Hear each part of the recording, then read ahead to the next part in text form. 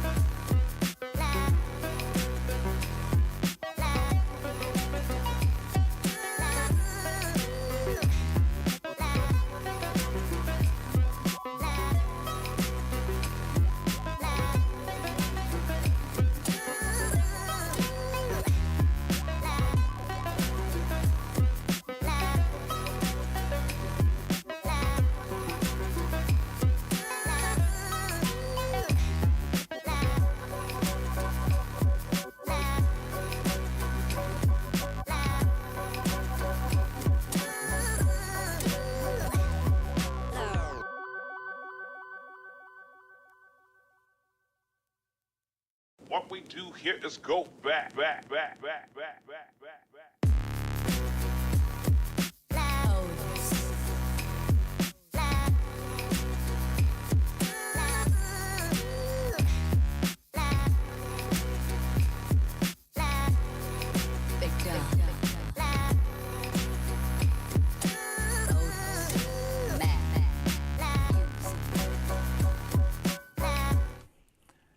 Hello, good evening and welcome.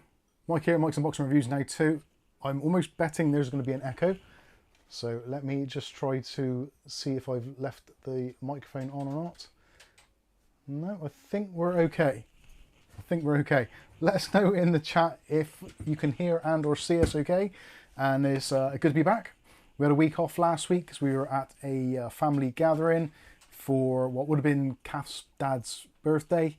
I had a little family get together, which was kind of nice. It was very hot. Weather's not really got much cooler here in the UK. Yeah, we've got no sun, but we seem to have trapped in all the heat. Apparently today we are due the mother of all storms, where they say potentially overnight or after about 9 o'clock this evening, we could get up to 10 centimetres of rain in an hour, which is kind of a big thing for us in the UK, especially being that everything is parched and dried right out, so the water is just going to sit on top, it's not going to soak in. Potentially could be a flooding situation in some areas, so do be careful out there.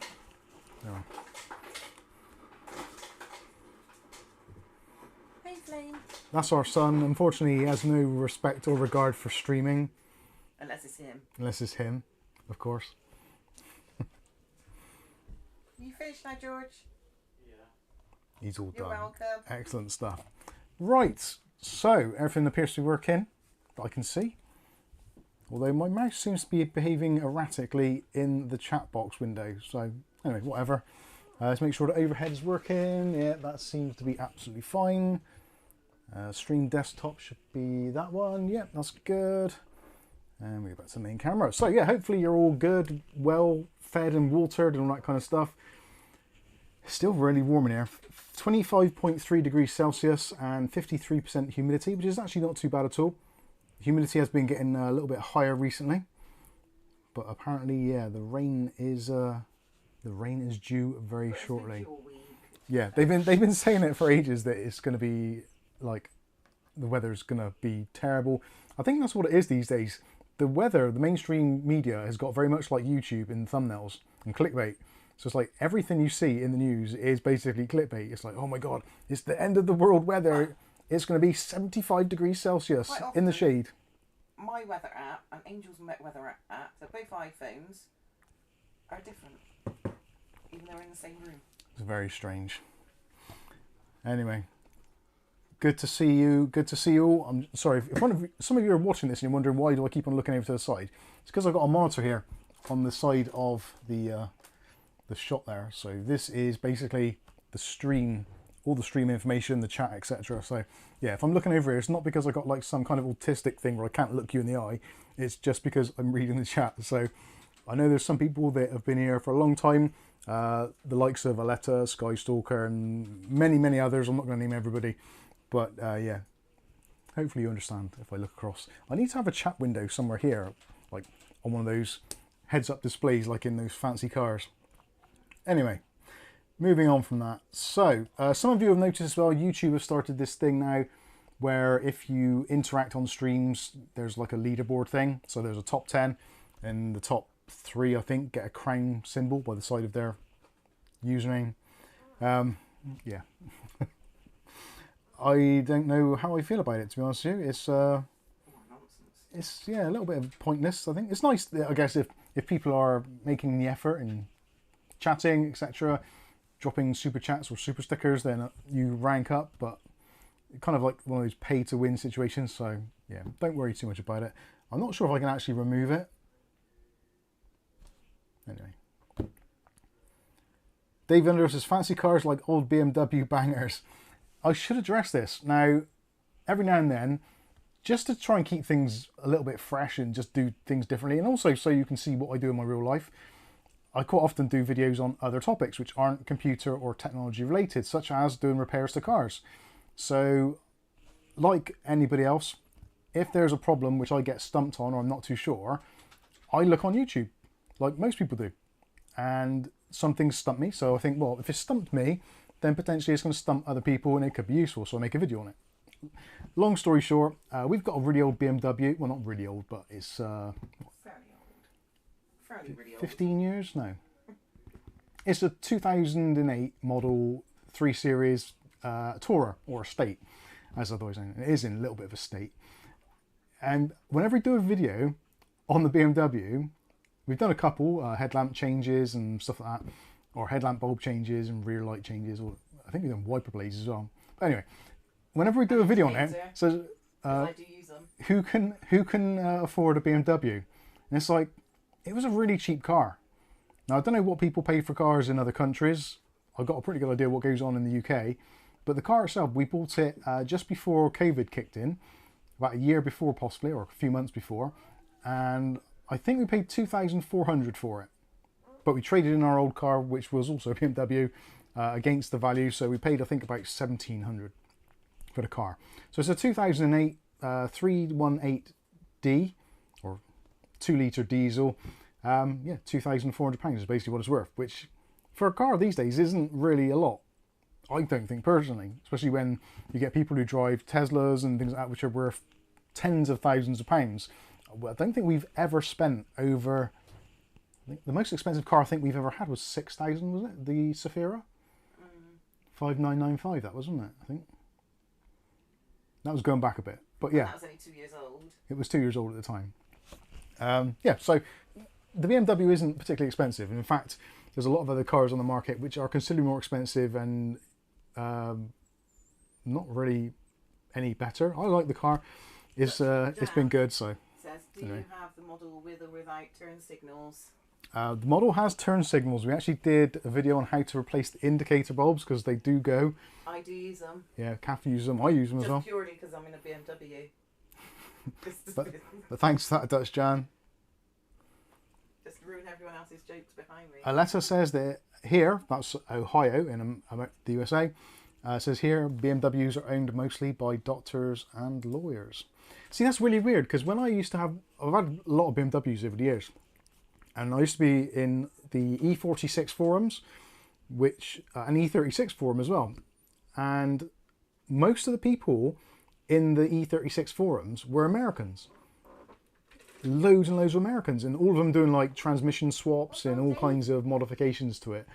And it always seemed like it was people, like kids that just or were at high school, so like not doctors and like well-to-do people.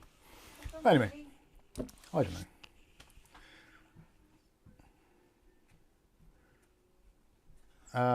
iShadow says, hello, I love watching your videos. I can't seem to find your Discord server link.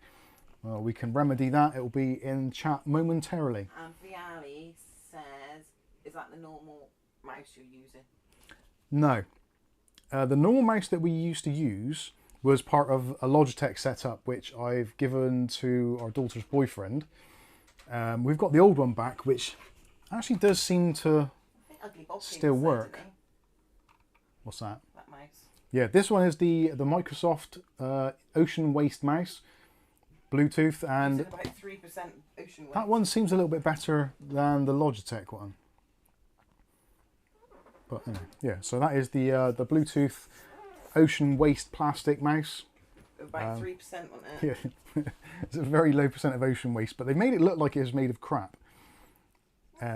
It's okay though, it works. Let's have a read through. John David Sullivan says, I don't drive, never really saw the point as I am in London. Funny enough,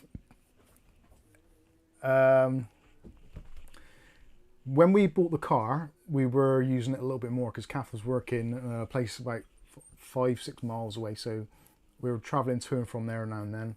And obviously we were a bit more mobile, going out shopping and what have you. Then COVID kicked in, and obviously people weren't really doing a great deal. The lockdowns were about, and I started working, or I was working in a store which is about, well, less than a mile away from our house. So obviously I walked to work there. Kath then changed jobs and she started working basically opposite where I was working. So yeah, we don't really use the car. And in fact, we filled up the tank just before the first COVID lockdown was about to kick in. So we thought, well, we better fill up the tank just in case, you never know what's going to happen. At that time, nobody in the world knew really what was going on. Everyone's a bit like, this is all a bit new, a bit different. So anyway, we panic bought a load of diesel, filled up the tank, which I think was about £70 worth back then. And that tank lasted, I'm pretty sure it was about 3 years, wasn't it, Kath? No. It was the best part of it, wasn't it? No, it's about a year. No, it was more than that. It was just over a year. Because I'm sure we had at least two MOTs. And it was on the same tank of fuel. No. Anyway, we'll agree to disagree. But basically, yeah, we had that. I think we did, just like ridiculous miles, I think we did like about 80 miles in a year between the MOTs. And we did that in subsequent years. And we bought the car with about 145,000 on the clock, I think, 100, maybe 142, maybe somewhere around that. Isn't it 140s anyway? And it's still in the 140s now. We basically don't use the car hardly at all. It's a little bit of a waste. And actually, we've got 3 cars now. So George has got his car.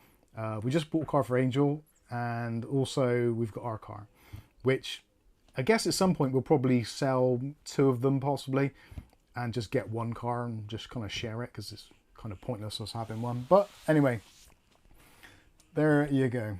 Sell 2 of them. Well, sell 2 and buy 1. Like a replacement. George and Angel? Well, they'll share with us. Why? How can they get to work? One of them. So if we've got 3 cars, we don't need 3 cars, do we? 2 cars will be fine.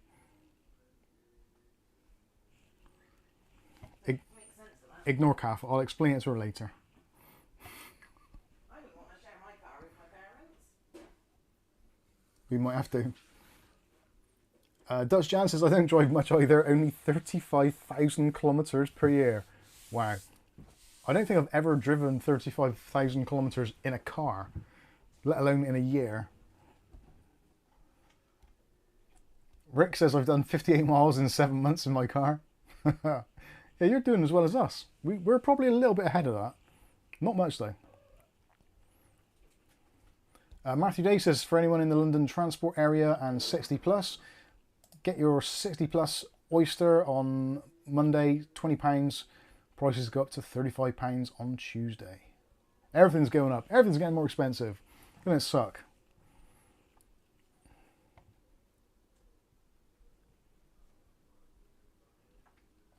Blue collar watches and computers. Are you guys forced to use DEF fluid on a diesel over there?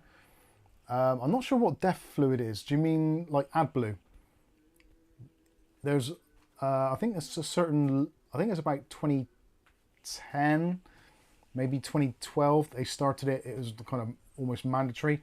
So if you have a diesel car, you have to have the, it's basically a derivative of pig urine.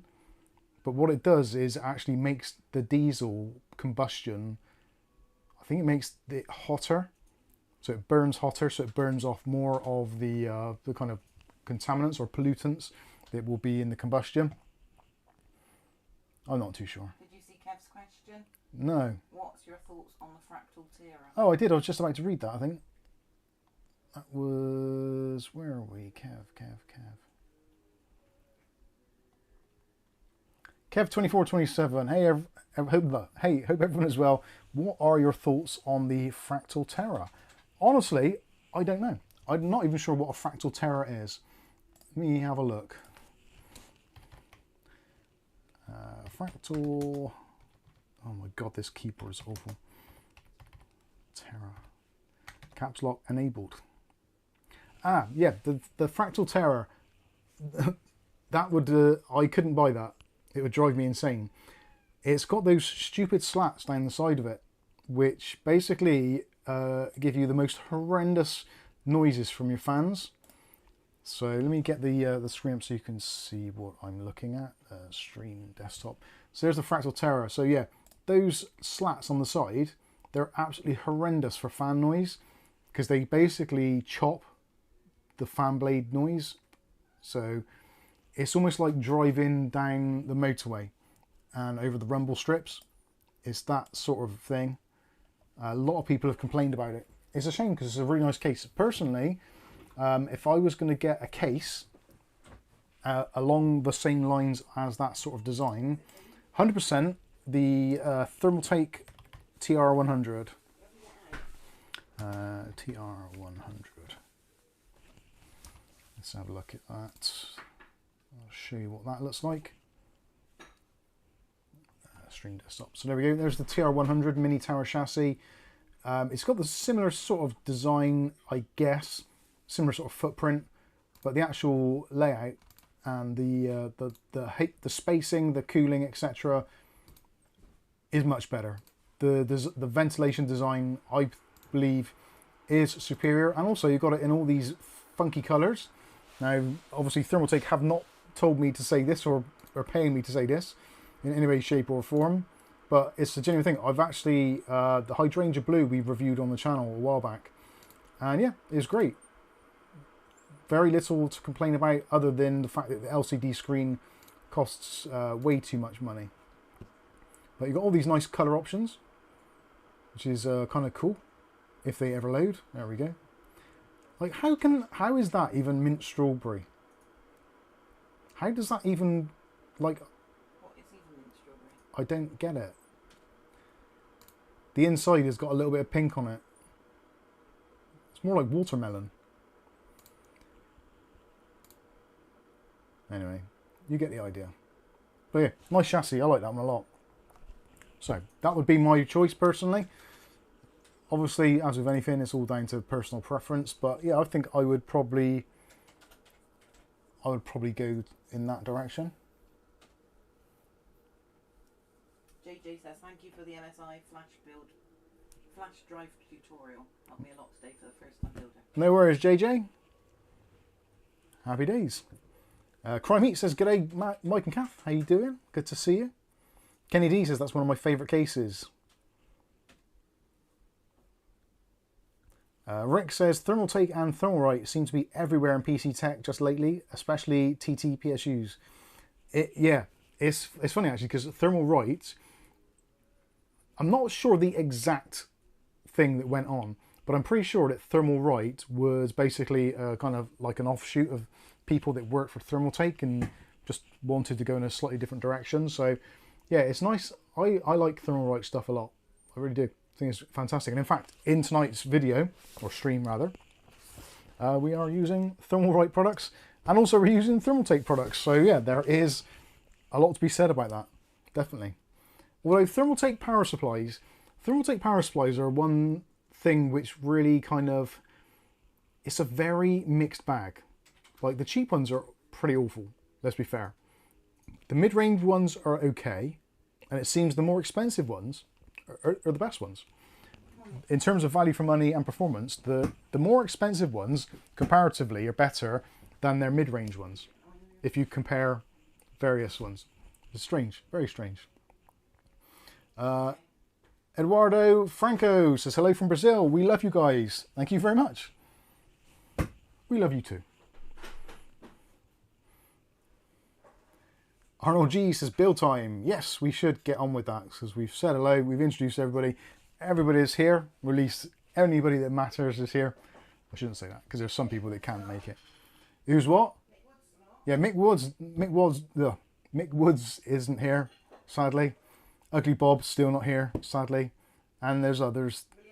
William Bodie. William Bodie's got some family stuff he's dealing with, so totally understandable. Skystalker as well, of course, yeah. Kath's reeling the names off here. I forget. I do forget. There's loads. There's lots of you which are you're all special. You're all special in your own way. So tonight's stream, obviously we're going to be doing a build in the Thermaltake Ceres 350 MX, which I don't know why, for some reason it's just ended up being underneath this table in a box for what seems like eternity, although it probably isn't, because I don't think I reviewed it that long ago, probably about a year ago. I really like the Thermaltake Ceres range of cases. Now I know there's a lot of people out there which hate them with a passion, and as with anything PC, it's always, beauty is in the eye of the beholder. Whether you like RGB, whether you like tempered glass, whether you like plain Jane, whatever. Yeah, there's, at least in the market, there's something for everyone. You don't have to be locked into a specific thing, so you can go with what you like. Now for me, the Ceres 350 MX and the Ceres 330, I really like the cases. The only thing which I found with them, which was not a problem, but just a little bit of an annoyance, is it just needed to have a little bit more height in that top section for radiator clearance, which I know is a very, very minor thing. Now, if you're someone like me, who is constantly tweaking parts, changing out parts, swapping coolers, swapping out RAM sticks, just fiddling around in your case in general, then the Ceres 350 and 300 and the 330 are a little bit of a pain in that regard. And also, the top radiator technically is supposed to be only a 280 or 240 or 280. You can put a 360 in there, but you should take out the rear fan, in which case then it fits absolutely fine. So it could have done with being like about an inch taller and about an inch deeper or longer or wider or whatever you want to suggest. Kath's making gestures in the screen there. Yeah, just a slightly bigger case. Now it's a shame that they didn't do the same with the Ceres 500, which is what we've got behind us, as they did with the 300. So the 300 got revised to the 330, then the 350 MX. I would have loved to have seen a Ceres 550 or 550 MX. I think it was screaming out for it, because there was some parts of the design that people didn't like, and I completely understand the two-tone nature of the front panel, and also the grommets inside being black on a white case. Oh, right, thanks. And also the PCI Express blanking plates being black, again on a white case. That was a little bit of a pain. Other than that, I really like that case. It fits pretty much anything. You can put a 420 rad in there if you wanted to. it's a great case. And at the moment, I've not found another case really which is making me want to switch to it. Although I am tempted with the Antec Flux, but I'm still kind of on the fence about it. We'll see what happens. Ideally, I want to get a black case there, because I don't know why, but I'm going back. I'm preferring black cases. The whole white PC thing is great, and it looks really nice, and it looks really fresh, and it looks really clean, if it's done right. But trying to get a white graphics card, a white power supply, white RAM, yeah, just trying to get it all matching, it's just really hard work. And I know you don't have to have it all matching, but I think there is something to be said about when you do a build, when everything just works and looks as if it is uniform, it just elevates the whole thing. If you're looking at a PC from a kind of the aesthetic side of it, if you're just looking at performance, it makes no difference at all if it's black or white. In fact, white, I would say white might be less powerful, but I don't think there would be any real difference. Anyway, whatever. It's much easier with a black case, because you can just chuck stuff in there and it's absolutely fine. Even if it's not quite right, it's fine. Like if it's kind of a silvery metallic, or if it's graphite coloured or something, it all kind of fits in there. Whereas with white cases and white parts, like there's so many different shades of white, it's ridiculous. And they don't always look good together. So you kind of have to be a bit wary of that as well, especially with power supplies.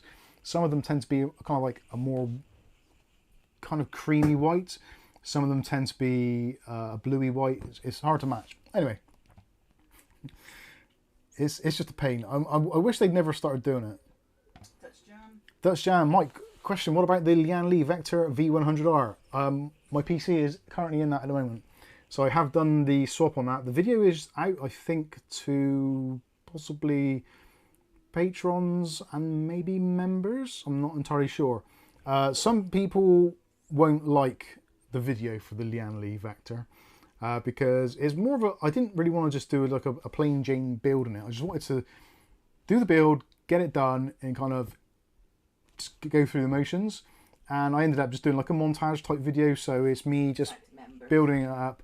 And it's just, there's a bit of a soundtrack going around in the background. I know a lot of people don't like listening to YouTube videos with sound in the, like music in them, but I wasn't talking over it. So it's basically, yeah, just watching me build the PC up and me giving my thoughts at the end. And I got to be honest with you, I'm very happy with it. I'm trying to think if there's any downsides. I think the only downside, again, I think is the same as what is, or is inherent with the Ceres 350 and the 300 and the 330.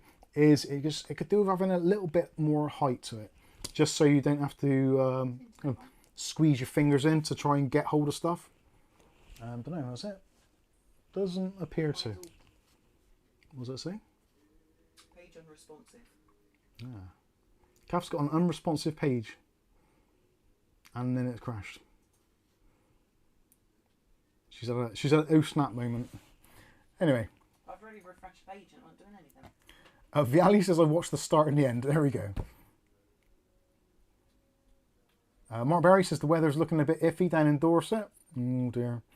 Rick H says I watched it yesterday. Yes, some of you have already replied to. Thanks for watching the early releases.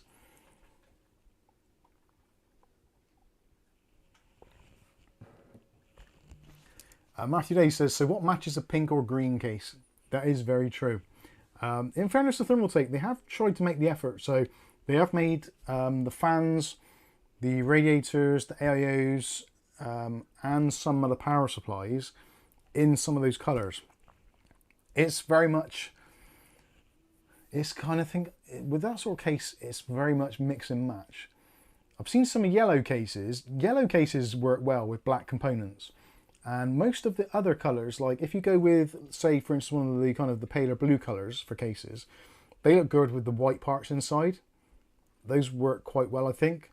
So yeah, I suppose you've got the contrasting elements there, but yeah, very hard to get an overall kind of colour scheme in one PC if you're not going either black or white.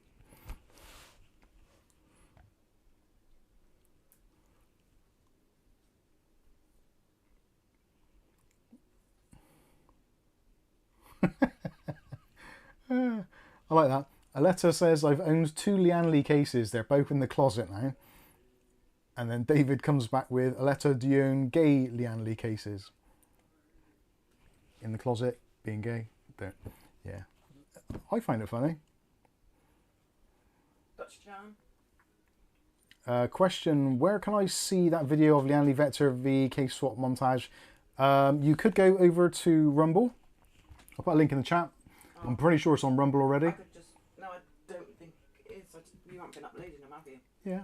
Have you? Cool. Yeah, I think so. I'll find it. Kath's going to have a look. I think it is on Rumble. If not, it'll be patrons and members.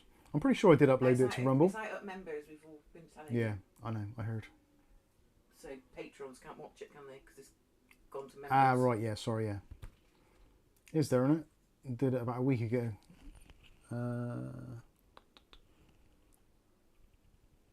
Kath's having a look now. I'm sure I did. Maybe I didn't. I thought I did. You usually ask me what time to release it. Yeah, some of them I just uploaded. Maybe I didn't do that one. Which is why. Do a search on the... Are you on... Was that Rumble? Yeah. No, looks like YouTube. Anyway, if it isn't on Rumble, I'll upload it very shortly. If you just do a search for Vector V100 on Rumble, if it is on there, it'll come up. Because no one else would have done it and uploaded it to Rumble, that's for sure. So V100? Yeah. V100R or V100. You're on YouTube now, aren't you? Yeah. Dutch Chance is not on Rumble. Alright, maybe I Blame didn't. Mike. Blame me. I hope you're keeping track of which ones you uploaded and which ones Yeah, you haven't. I have done. Yeah, I've done most of them. But do you know which ones? No. Oh. There was a cut-off point because we stopped. We didn't up. Well, yeah. Long story. Anyway, let's get on with this build, shall we? Because otherwise, time is going to run away, and we'll get nothing done, and it'll be just like old times. Rick says, I tried Rumble, it was fine, but sadly requires more money to remove the ads. Can't be adding more subs per month. Just use Brave. If you use Brave, you don't see the ads. Very simple.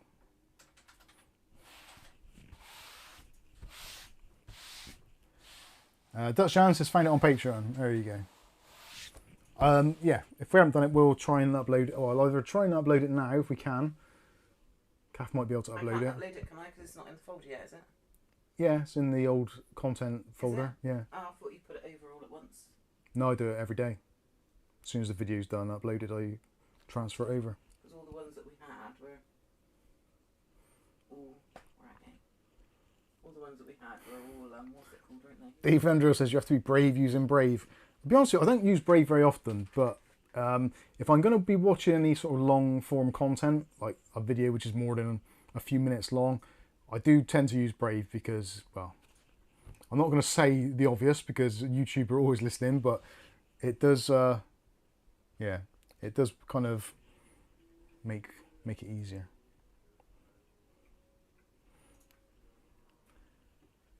Right, okay, so most of the parts for this particular build are listed in the video description, I think.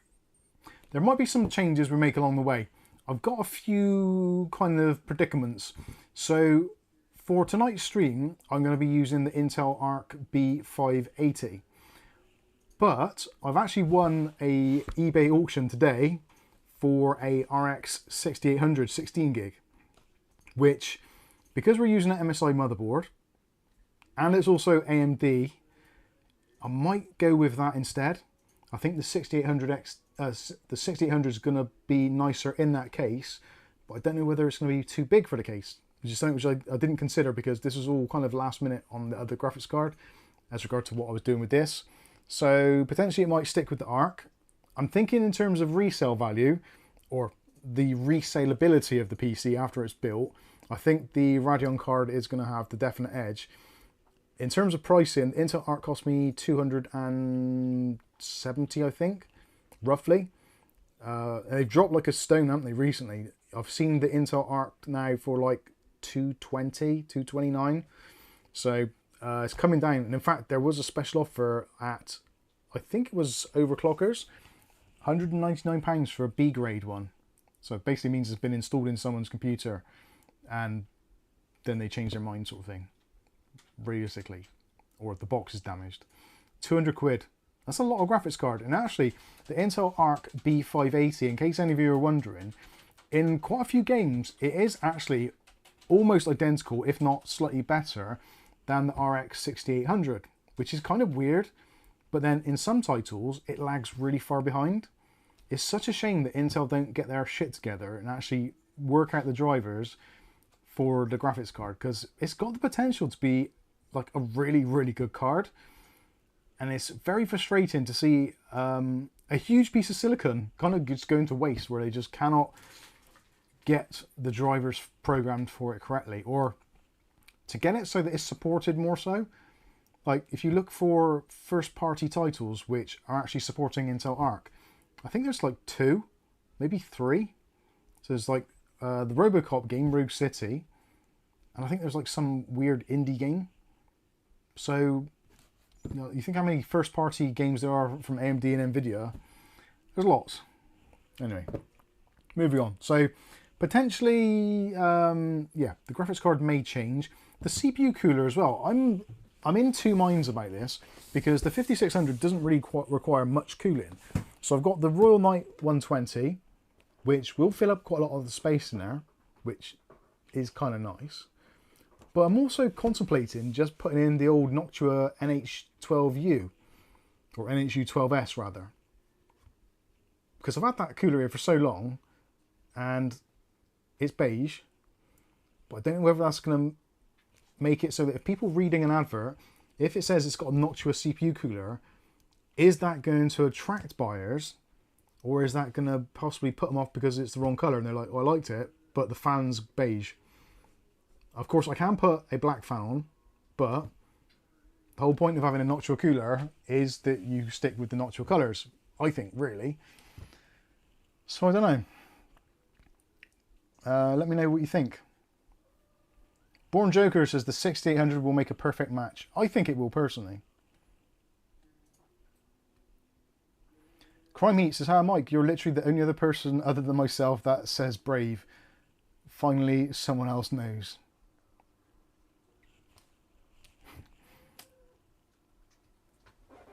David Underhill says MSI for the win every time.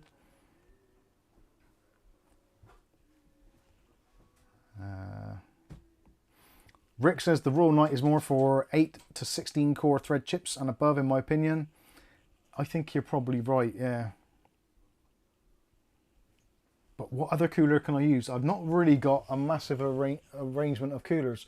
I have got a selection. It's weird that I haven't got hardly any stuff here these days. It's all getting a bit sort of minimal. Still everywhere. I'm tempted to put, I could put the Thermalright Classic 100 in. That would give it a slightly unusual look, because it's a downdraft cooler. Cheaper cooler, because this is like £30 roughly, so is almost half the price of the CPU, which is a bit mad. So yeah, hey Bob Eastwood, how you doing? So yeah, I'm really unsure what to do. I kind of think I might put this in for the stream purposes, but I might take it out. But then seeing I've done the review on it, I've used it myself, happy with it, but I think it's got to move. So Viali says that is cheap for a cooler anyway. Yeah, to be fair, it's yeah, it is. It's a very good cooler. The thing is, if I put it onto that little Ryzen, it's probably going to be idling at like 30°C, like a couple of degrees over ambient. So I might put it on there. Rick says Royal Knight is fine, but 30 quid is cheap really for a cooler. Yeah, especially if you look at things like the Cooler Master, like the Hyper 212s, that sort of thing. Basically any other manufacturer, all the CPU coolers are about 30 quid plus, just for like a tower cooler. So I think I might just go with this, and at least that way then it's gone. I can then get something else And being Thermalright, there's probably going to be about 6 different versions out of another cooler anyway. So yeah, it'll be all good. Sky says, hey Skystalker, how you doing? Skystalker says, I quite like the B580 myself. Mike isn't a big fan. Adam, what was that for? I'll say hello, I did this.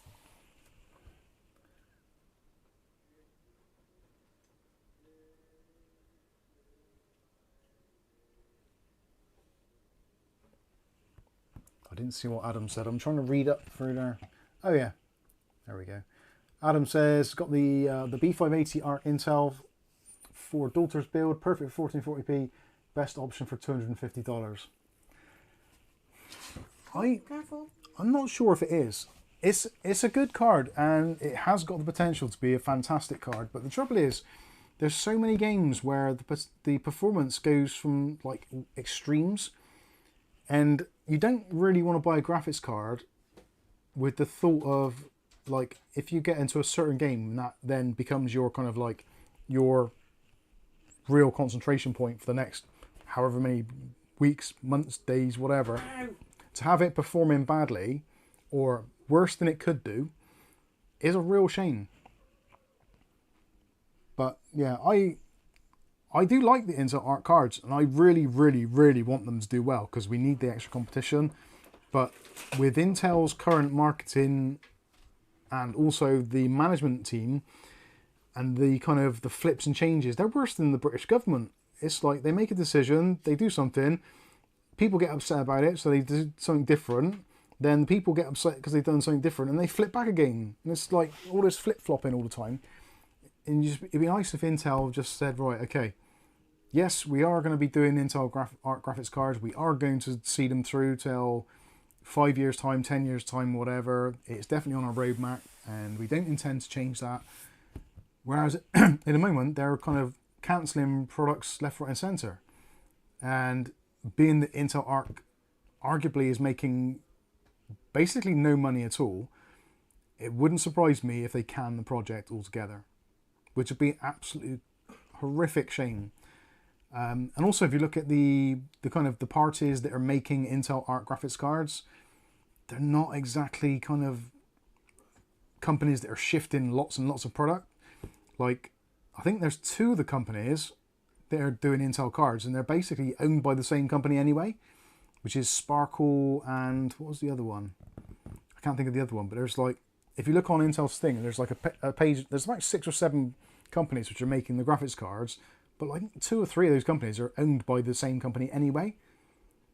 So yeah, it's not looking particularly good. It's a shame that someone like MSI if MSI picked up the Intel Arc, it would be great. Or Asus maybe. But because of their tie-ins with other brands, it's going to be difficult to do. So I think Intel are screwed, basically. I don't know if I said hello to Vulture before, but I've done it.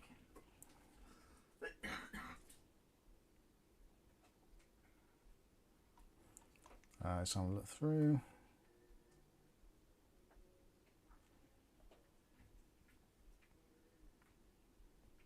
Yeah, that's right. Skystalker says, yeah, Intel is cursed by bad management. The thing is, Intel have been cursed with bad management for way too long. It's almost got to the point where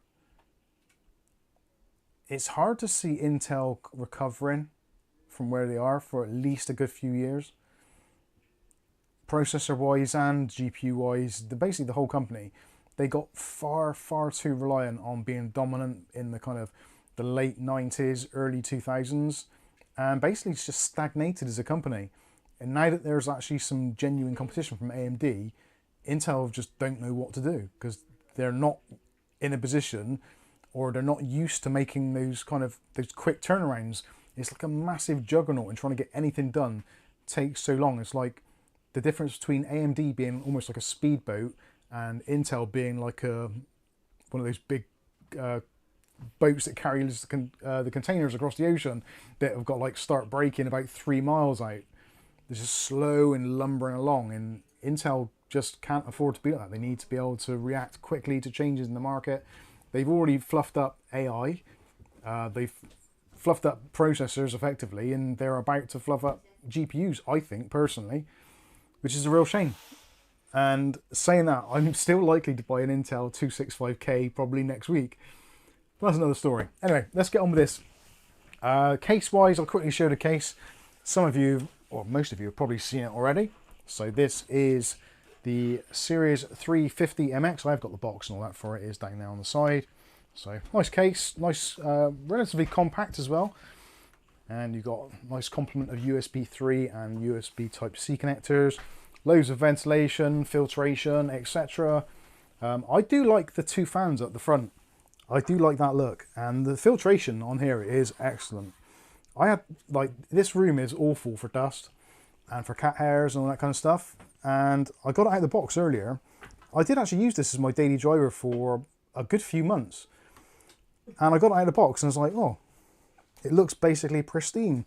I took the filter out behind there. That was mucky.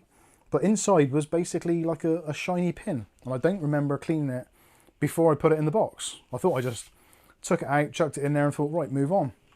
I'll clean that another day. So yeah, I'm pretty pleased with that. Thermaltake cases, if you're looking for a case, which is really good for dust control, the Ceres cases are fantastic, genuinely. Like, that thing's been there for, God knows, how many years has that been there now? It's got to be 2 years. And I never clean it, or very rarely. Sometimes I might give it the occasional wipe out on the tray there or the front, but I've never really done much to it. And it's just, yeah, it's very, very clean. And this is an extremely dusty room, like extremely dusty.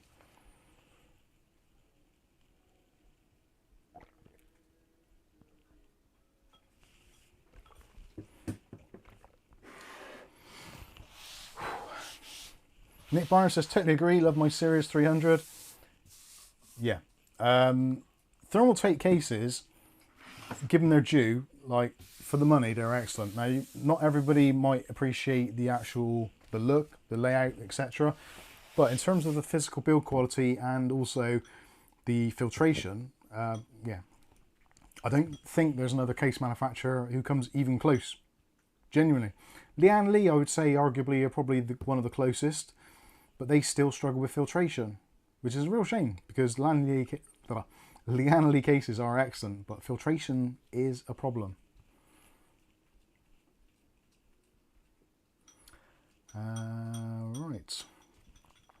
Greg says, wouldn't an Arctic Freezer 36A cooler work? It would do, but at the moment, those are frighteningly expensive. Let me have a quick look on Amazon and see how much they are. I'm guessing they're going to be 35 quid, which they're not worth that at all. Freezer 36 ARGB.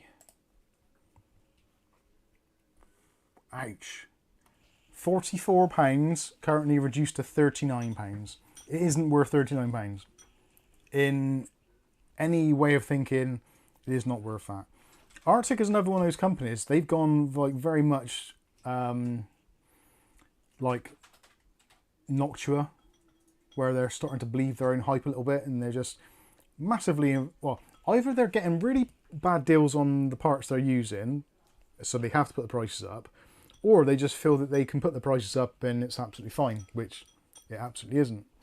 Because the Arctic Freezer 36, I'm almost 100% sure when it came out, there was either an introductory offer or Amazon had it on a good price where it was like, I'm sure it was like either 20 or 22 quid, which is about right for a 120mm tower cooler. If you look at the things Thermalright are doing for 20 quid, is, yeah, no reason why they shouldn't be. But yeah, very expensive. No Fantex 140. I got nothing they'll fit in now.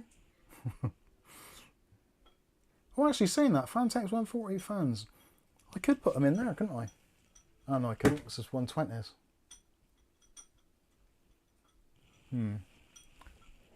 Work in progress. Zero Defects says it's 17 quid for the all black one. Yeah. But then again, you might as well just buy a Thermalright one, which will be like 15 quid. And arguably easier to install. I don't like what Arctic have done with their installation mechanisms and guides. It's just oh. Stephen Anderson. Stephen Anderson, hi, how you doing? Hello everyone. What is a safe temperature of memory of a 9070 XT? I think it's 105C. Hotspot temps normally are probably going to be in the 80s. I would have thought under load, maybe 90s. Greg says, yeah, I paid £22 for 2 of them. Yeah, I thought it was that. 22, like for 22 quid, I don't mind. The fact that you can't really, actually, was it those? Yeah, for the Intel, you've got to use their special fit-in bracket, which is a bit of a nose, but yeah. If they were the right price, I would be tempted, but at that sort of price, no, that's just ridiculous. Way too expensive. You think as well, $39.99 for that at the moment, and for the same money you can pick up a Thermalright 360 AIO. Just to give you context, so not only is that giving you roughly about the same metal amount, also you're getting 2 extra fans, or 1 extra fan technically I suppose, the pump block, and basically all the other stuff that goes into making it. Thermalright are absolutely killing it. I don't know why other manufacturers are even bothering. Yeah, it's very strange. Stephen Anderson says, yeah, no, he said, what is the safe? I think, didn't he? What was the, let me have a look at the question. Yeah, what is a safe temp on memory? So up to 105 is the kind of like the, what was it, the factory spec for that RAM. But depending on the cooler, it could be, yeah, 50s, 60s, 70s, 80s.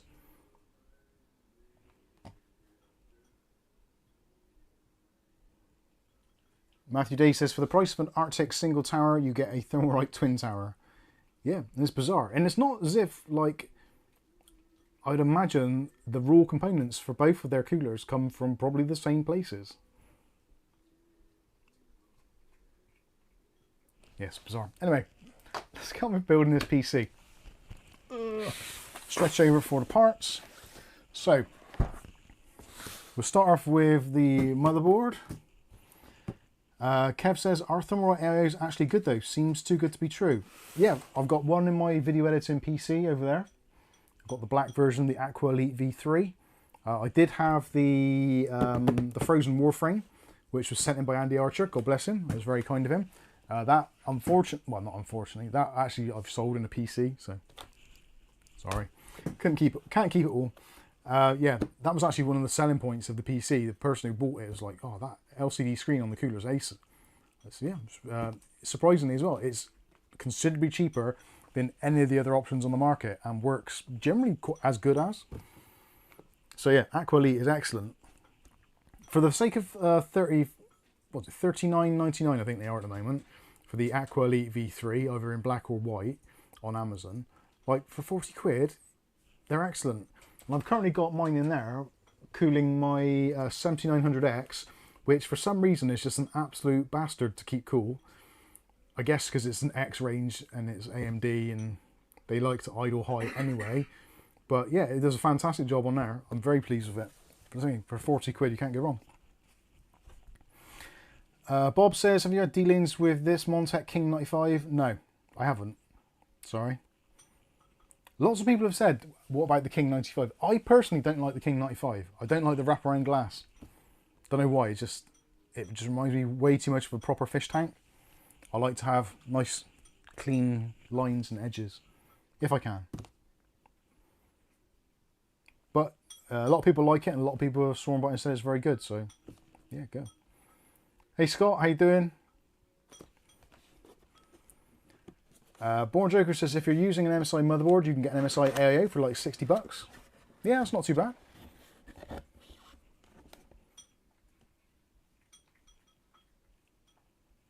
Kev there says, I've got the King 95 Pro, hate it, build quality is poor. That is something which has always concerned me. Montech cases look great, generally, and you get a lot for your money, but they're built really badly. Dave Aiken, if he's still in the chat, will agree with me with this. He bought 10 of the 903 Pro no, 903 Max Airs for the server builds he was doing. And I think almost every single one of them had the RGB controller fail. I bought 4 of those cases after, and 2 of those failed. Or was it 3? It might have been 3. So yeah, out of 4 cases to have 3 controllers or 2 controllers, like for 2 of them's bad. That's 50%. But for 3, it's like, Jesus. And apparently it's a very common thing. So yeah, it may be cheap, but there are going to be downsides to it. Now for this build, we will be using this motherboard. So this is an MSI B550 Gaming Plus. These are great boards. I lose count of how many of these I've actually had now. I guess it's got to be in like double digits at least. It's a great all-round board. The only thing which does scupper it slightly is the fact it doesn't have any Wi-Fi or Bluetooth. But you can always add that in later. My argument's always been kind of, if you're gaming and you're gaming kind of semi-competitively and you're using Wi-Fi, then you're doing something wrong. Because Wi-Fi is horrible for gaming. At least for me it always has been. Comparatively, if you've ever used wired, going to wireless for anything is, in my opinion, a very big downgrade. So, to be avoided if at all possible. Now this board, I'm pretty sure I picked this up as a used deal. I can't remember whether it was somebody from the Discord or whether this was eBay. I have no idea. Normally I tend to write inside the box where it's come from, just to give me a little bit of a kind of a mental heads up. But yeah, this looks pretty good. Very, very little signs of any usage at all. Be interesting to see if the NVMe cover has still got any of the protection on it. The bad thing is it says MSI on it. It's true. It's true. What can you say? Rick says, well, wired for the win, Wi-Fi is for phones and laptops, etc. Born Joker says MSI is second tier compared with Asus, in my opinion. Well, it is in terms of sales volume. If you look at sales volume, Asus is by far the standout winner in terms of overall sales. Then it's MSI, then Gigabyte, then you've got ASRock, and then you've got kind of A and others.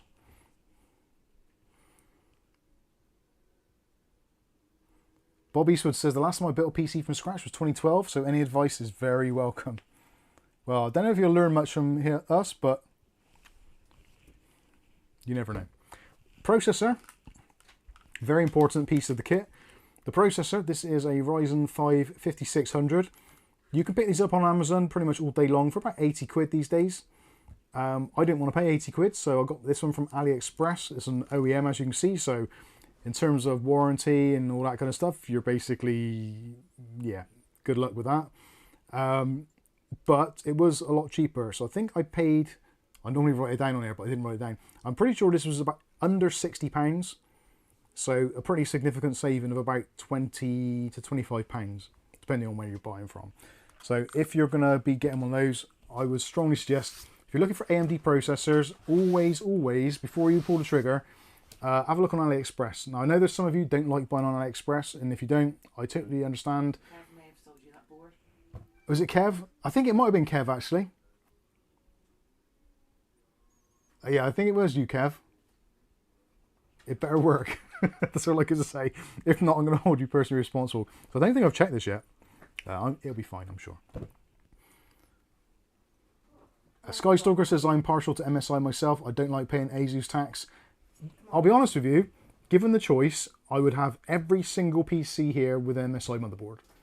Without any question of a doubt. I would always go with MSI board, given the choice. But because of obviously what we do here, I do have to have some form of impartiality, and also I have to have some kind of knowledge of other systems as well. So I tend to stick mostly to Asus and MSI because those are the two market leaders. We do also feature some Gigabyte boards from time to time, and if we really have no choice, I'll go with some ASRock ones. Sometimes you get some ASRock boards which are like real standout ones as being like awesome value for money, but then they end up doing something stupid where nobody wants to trust them again. So yeah, most of the boards on the market, like, everyone has their problems with software and drivers and support and what have you, but ASRock seems to be the one that have the problems with just stuff burning. It seems to be quite a common thing. Thank you for the super chat, O'Reilly.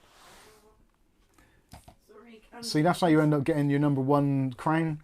You send in a super chat and you get XP up to the hill. O'Reilly says, Kitty.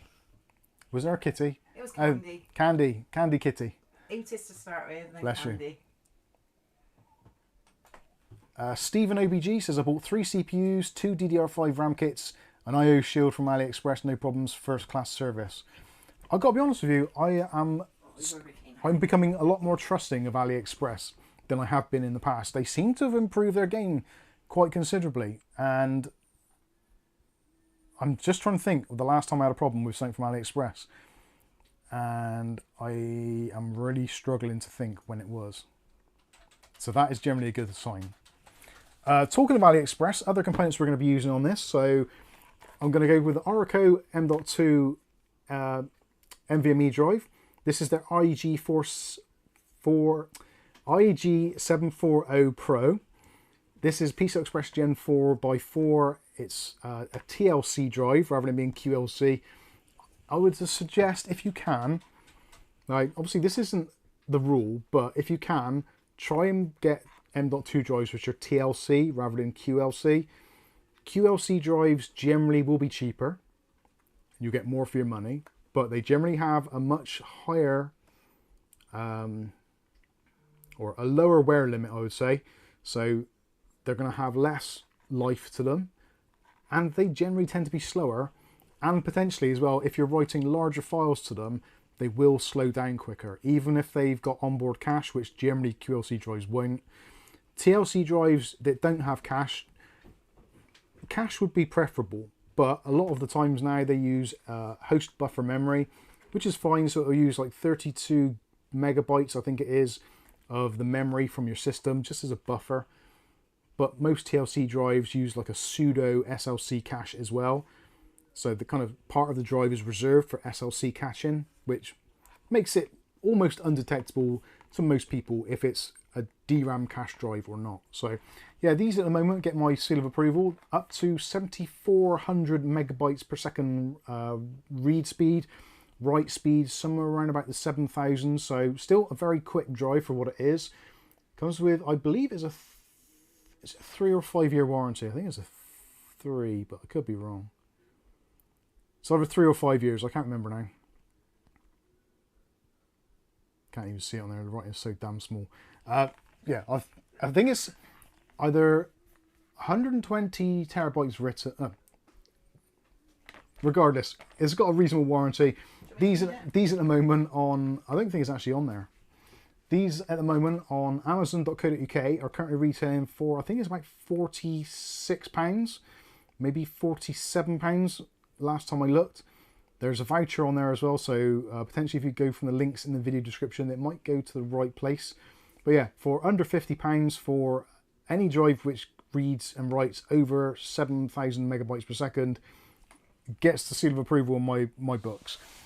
You think only this time last year probably we were buying PCI Express Gen 3x4 drives with read speeds of like 3,500 to 3,000, and yeah, same sort of price, whereas now we're getting kind of double the speed, but basically the same sort of prices. So yeah, these are pretty good. We've had a few things from Orico recently, and I'll be honest with you, I was a little bit hesitant, but the more you look into these M.2 drives and NVMe in general, pretty much most of them all use the same RAM, the same chips, and the same controllers. They just stick a different label on it. So this is going to be basically the same as kind of like your Lexars. What other brand was it? I'm being very careful here not to name specific names because I don't want to get it wrong. But yeah, basically there's a Maxio controller on here, which kind of about 60 to 70% of the entire market all use. So yeah, even though the brand name itself may not be one which resonates with you, the products that are actually physically attached to it are absolutely fine. Again, we used a couple of these, so they're all good. The 2 terabyte one's actually pretty good value for money as well. I think we reviewed that actually not long ago, but got the 1 terabyte one in just for doing this kind of thing. And also, which was a very handy thing, is Orico themselves actually sent out some RAM for us to review, which I didn't want to review, but they sent it. I agreed to do some RAM review, and we were talking about DDR5, and it's like, oh, DDR5, yeah, that's like worth doing because people are using DDR5 now. DDR4 is kind of getting a little bit old hat. But they said, right, yeah, we'll send it over to you, no problem. And then there was some confusion. And I said, like, what colour am I getting? And they're like, well, which colour, which would you prefer? I said, well, I'm trying to go down the road of black at the moment, using black stuff. So if you got black, that'd be great. So somehow they managed to send me the DDR4 kit. So I kind of said, I'm not sure if you're aware, but you've sent me the DDR4 kit. They're like, oh yeah, sorry, yeah, I've just taken over this job from someone else and I've sent you the wrong stuff. So they've actually sent the DDR5 stuff, which I've got here as well. So I've got the Raceline, it's such a hard one to remember. The Raceline Racer DDR4 and also the DDR5. So this will be coming up in a review very shortly. This I've already reviewed and it's actually pretty decent stuff. I was surprised. I thought it was going to be trash. Oh, sorry, Raceline Neo. Yeah, the Racer is the yeah, the neon ones are the RGB ones. The Racer ones are the ones which are basically the replacements for kind of Corsair Vengeance, that sort of thing.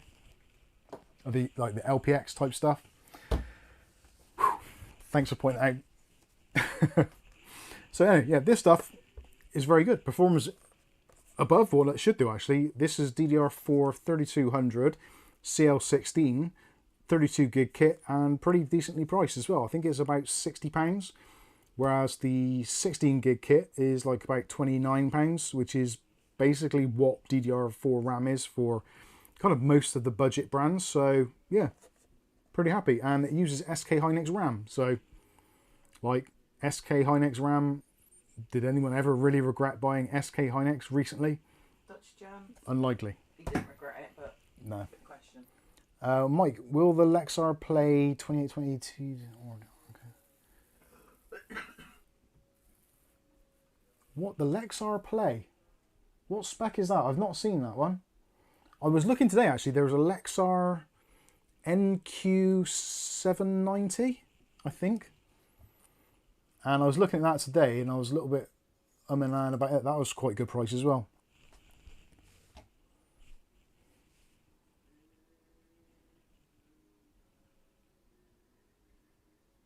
Sinister Chef says, kind of want to get another AM4 board and plan another build, but not sure what CPU to get. There's a lot of choices at the moment, AM4. And surprisingly, there's like more chips coming out apparently, but who knows. So we'll concentrate on this at the moment. Let's get this started. So I'll put the overhead camera on and then you can hopefully see it. And maybe I can zoom in a little bit as well.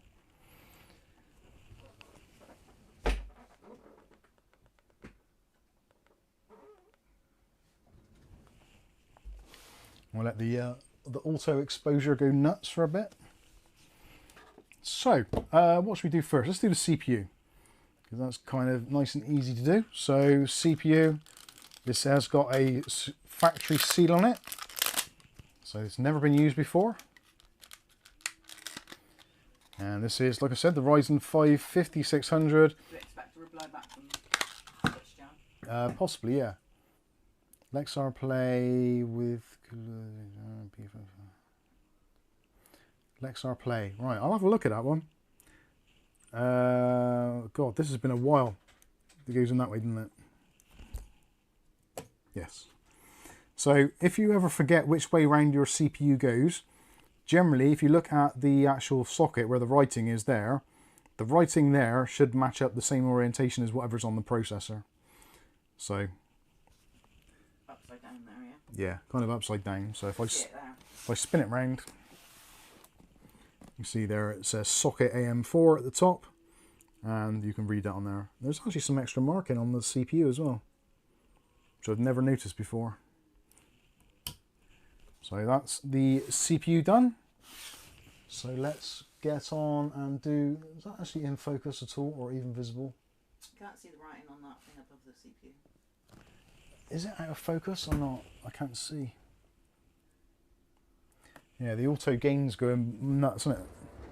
Oh well. My apologies. So what should we do next? Let's do the IG Pro. The what?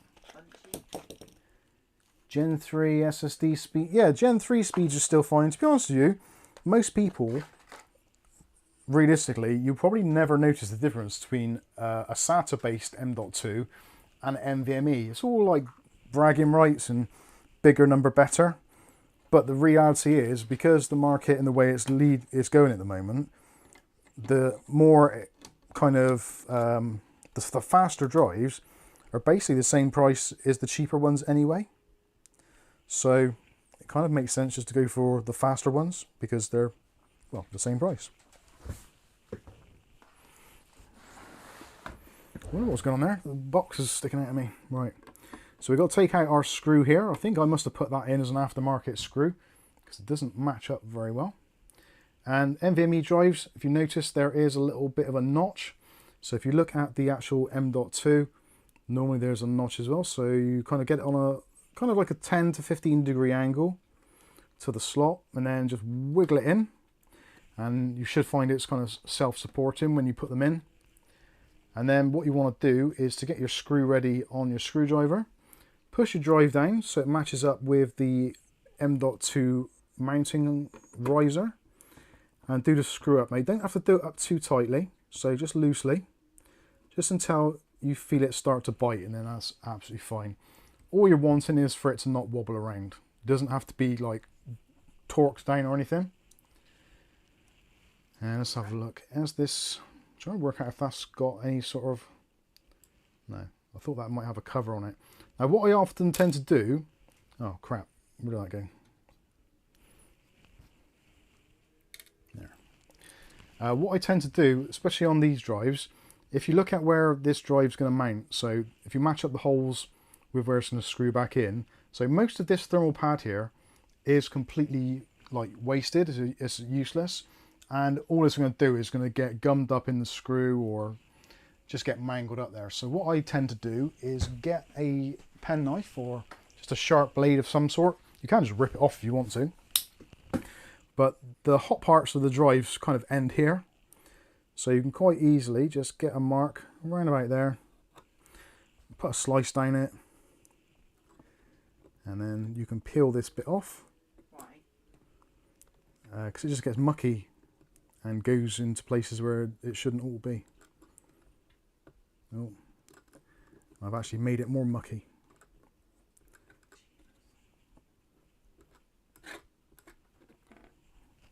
Right, that can go to one side. And there, so that is all you need. You don't need it to be the full size of that. It doesn't actually benefit being a larger pad. If anything, it just hinders taking the drives out at a later date. Of course, there's going to be people that say, no, leave it on. It's fine. I don't know why I started doing it, actually. And then we'll put the screws back in. Run, Mike's got a knife. Yeah, I'm dangerous with a knife sometimes. Same deal with these. They don't have to be torqued down particularly, just until they come to the end of their travel. So that is the NVMe drive installed, lovely jubbly, and we might as well stick the RAM in now as well. I was about to say this is the first time I've seen this RAM, but it's not. It's going to be the second time I've seen it. So I actually did have some alternative options here, which I'm not too sure if I fancy doing, because I did buy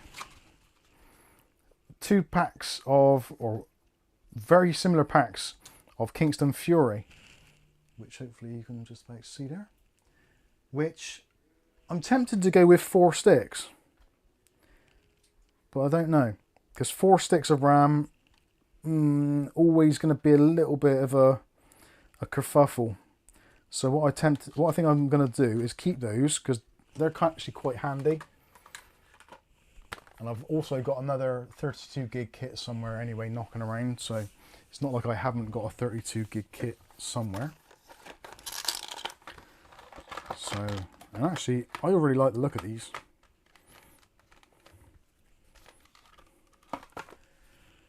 So here's our Redline Racer. Redline, Raceline. God's sake.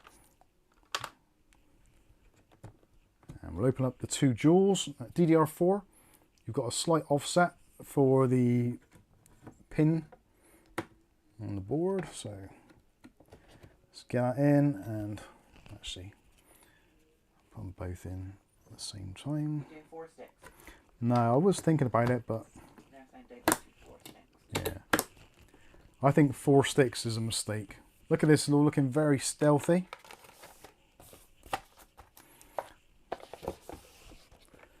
Two is my preference as RLG. Yeah, I think 2 is going to be fine. 2, like RLG says, 4 sticks do tend to work fine, but for simplicity's sake, I think this does make sense. Start packing up as I go. Oh man, I had some pizza earlier and slightly regretting my food choices now. Got the system, do 3 sticks. Yeah, 3 sticks. Let's do that. That'll be that's got to be the way forward. Bunchy again. Bunchy, 4 stick will always run dual channel.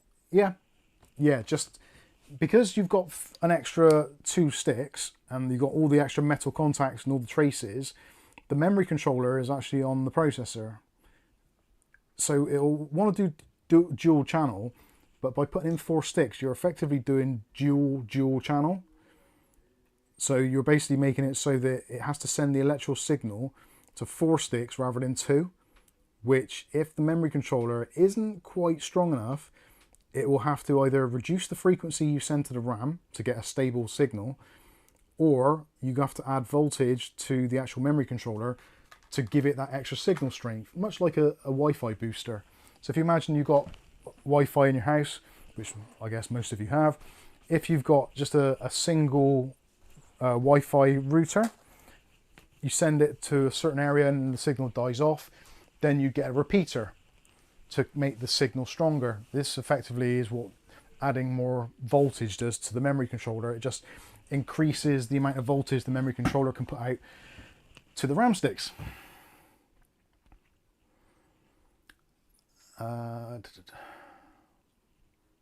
Skystalker says you could, with some tweaking and a prayer, worked with AM4 3200 mega transfers. I've seen anyone get better than 52 with 2 sticks.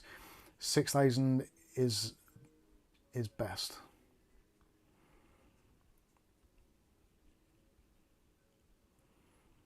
Yeah, if you've got the time and you don't mind tuning, you can get a lot out of it, but not everybody likes to tune. In fact, a lot of people just want to plug their stuff in and just use it as it is, don't even turn on XMP. It's very strange. Anyway, so I think that is pretty much... Oh, the CPU cooler. So I suppose this is the time I should make my choice. I think the Royal Knight, for no other good reason than it's a big box and I could do with getting it off my shelf. How's that for a reason? Now I'm going to be very lucky with this because I managed to pick up some pretty decent bargains on this, and also some of the items obviously have been sent to us by the companies to review the items. So when it comes to actually selling this off, I will be able to give it some significant discounts, which these days you have to because people just try and run you into the ground for these prices, which actually does piss me off, especially when people clearly don't know the value of things. They just offer you silly money. Why does that not want to come out? Come on. Be good. Why do you not want to come out? This cooler's shy. Do you reckon this is a thing it's trying to tell me? It's like, I don't want to go in there. Can't make me be installed on that motherboard. Well, that's where you're wrong. Never get me on no plane, sucker, as they say. Wow, it's getting hot here now, and it's getting humid as well. Is it? Yeah, actually, calf. No, actually, don't worry, I'll do it myself. So you get a big glass of ginger beer with some ice cubes. You quite fancy it, don't you? I can tell. Bless her. she's... Whatever ice comes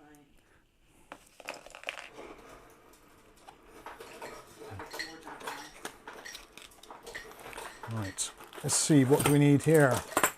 Right, that'll be the AMD bag. You can always identify a Thermalright AMD bag because it'll be the ones with the pinky reddish coloured standoffs. Ooh. All three of them, plus the one on the floor. So with these, you just stick them over the top of the CPU retention plate. This is a little bit more of a pain in the backside than it would normally be because AM4, the back plate tries to fall off. And then we'll put our screws down through, get that started. The good thing is with pretty much all Thermalright coolers, did I say Thermalright last time? I'm not sure if I did. Yeah, with these Thermalright coolers, they basically kind of all of them work in the same way these days. So if you've watched one Thermalright video, you don't need to watch any more because they're all the same. Thank you very much. There we go. Look at that. Ginger ale with loads of ice. Do excuse me, will I take a slurp?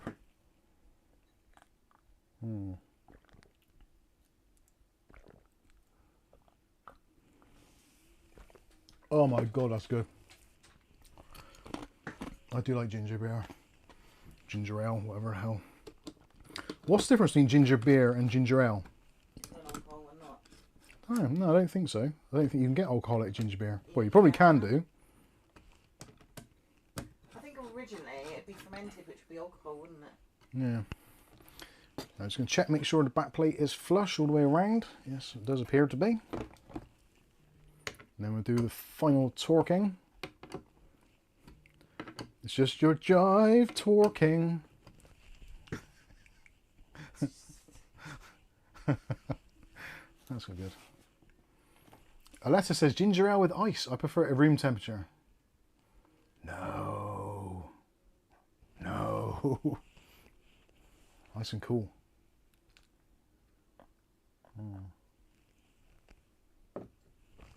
It is quite nice actually, at room temperature as well. It's quite refreshing. Right, thermal compound, TF7, what have we got here? That's TF7. I don't think I like TF7. I think I prefer TF4. Let's have a look, see what this comes out like. Nemeto says, lol, nice BG link there. You know that.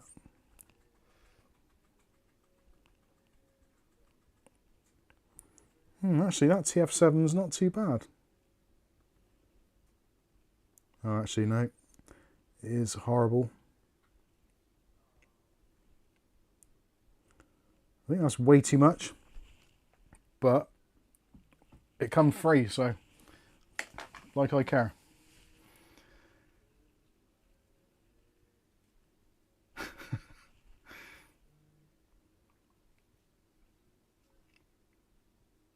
RLG says I might have gone upside down and the screws wouldn't reach. Oh dear. I think we've all done it. Sinister Chef says, I think the 5900X might be my next CPU I get, to be fair. Hadn't really decided because there's a few really good options. Yeah, the 5900 is a great one. Is that way too much thermal paste? It looks like it is, but this stuff doesn't spread, if I remember rightly. Yeah, look. It's almost like phase change material. You can kind of almost roll it up. Like, you wouldn't normally do that, would you, with thermal paste? I think it's basically unspreadable. Let me try it. Let's see if I can actually spread it. Stuart Cleary. Hey, Stuart Cleary. Where is he? Oh yeah, that's the point. Oh, he's got his mate's 60th. Oh, that's yesterday. Probably is, but he's probably off his tits somewhere. Oh, I've got thermal paste on my finger. John Dawson says I prefer MX6. I still prefer MX4. Yeah, this stuff is like kind of unspreadable. Sky Stalker says I've never been able to use that paste. I always throw it out. Yeah, it's ridiculous. It doesn't get a very even coverage at all. Right, I'm going to veto that, and we'll start with something else. To be fair, it's nice and easy to remove though.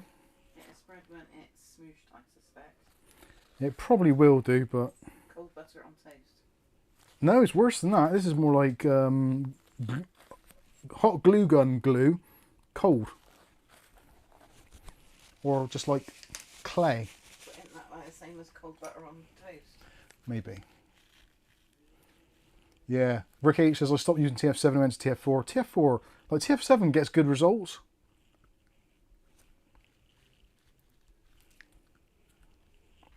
But let's go with the MX4. You can't go too far wrong with that.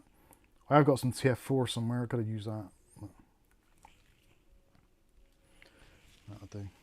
To be fair, of all the things that Arctic make, I think MX4 is probably one of the things which hasn't ever really changed. Although that actually feels like it's gone off because it's got a little bit of a separation to it.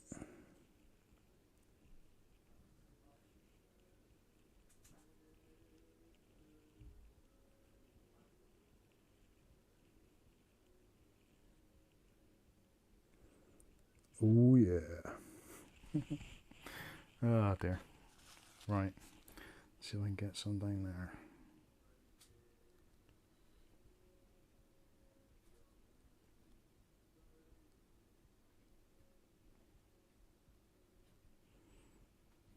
Now that's a pretty reasonable coverage. So what I tend to do now is another little blob in the middle. So if there's any air bubbles or gaps in any of the spread, when I put the CPU cooler on and it squishes out, the ripple effect will go outward and fill in any of those gaps. At least that's the theory, and I'm sticking to it. And also, if you do a thin smear of wind smear on your CPU cooler, it actually makes it easier to get off. If you do a blob, it tends to glue up or gum up. So yeah, that's why I do it this way. And we're on for the CPU cooler now, so I'm going to unclip the middle fan and just move that out of the way for now. Susan Robin says, Mike would cringe watching me put on, is it Dow Corning 340 on with my index finger. You always did it with your finger. I used to always do it with my finger, to be fair. Yeah. Right, match that screw up there. And that one there. Says in a pinch you could use toothpicks. Yeah. I wouldn't want to, I don't think. Not on your teeth.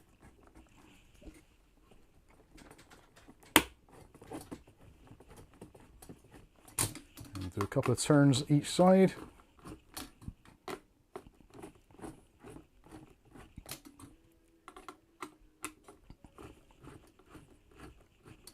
Although it doesn't really matter because this is going to have so much overpowered cooling, I could probably leave one of the screws undone.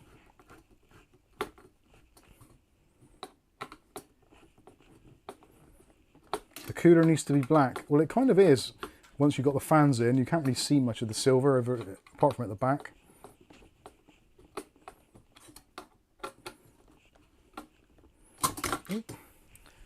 Right, there's that done.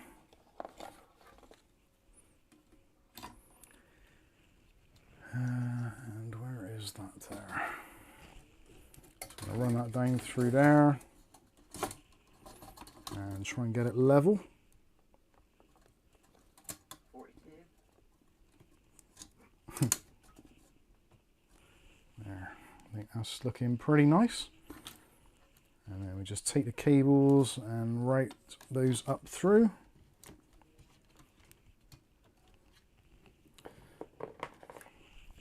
Awesome. Number 2 says, I missed the earlier bit. What was the CPU, please? It was only a Ryzen 5 5600. I say only, it was still a pretty decent CPU to be fair. And actually, if you're just gaming, You don't really need a lot more than that.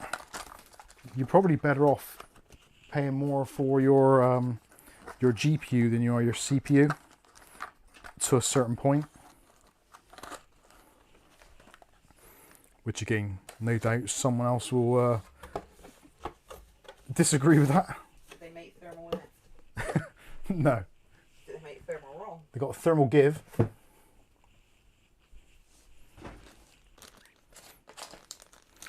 Right, I'm going to put the old Exactly. brackets in there.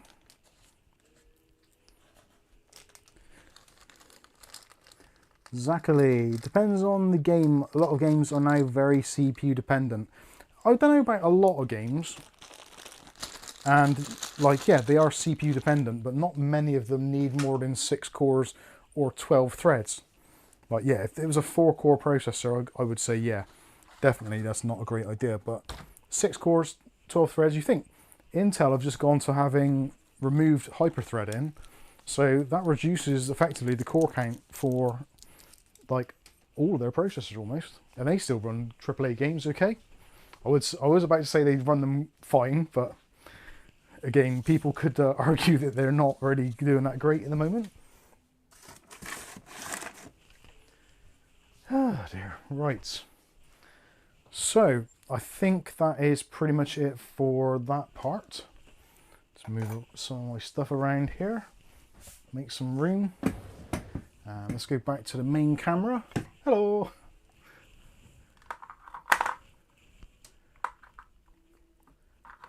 Tidy as you go. Right, so I don't think we need the CPU and cooler quite yet, so let's put that to one side for now. And actually, we'll get rid of the boxes for the storage and the cooler and the CPU box, and don't need the brush anymore.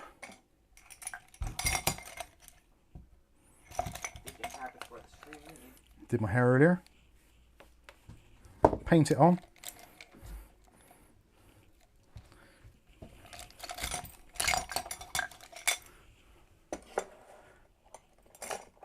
I was to say paint it on like that famous actor, but I can't think of his name now. He played Batman. What was his name? I thought you meant the one that was in I'm a Celebrity. And it wore off throughout the duration, remember? Yeah. Oh God, who was that? David something. Yeah. Liza Minnelli's ex-husband.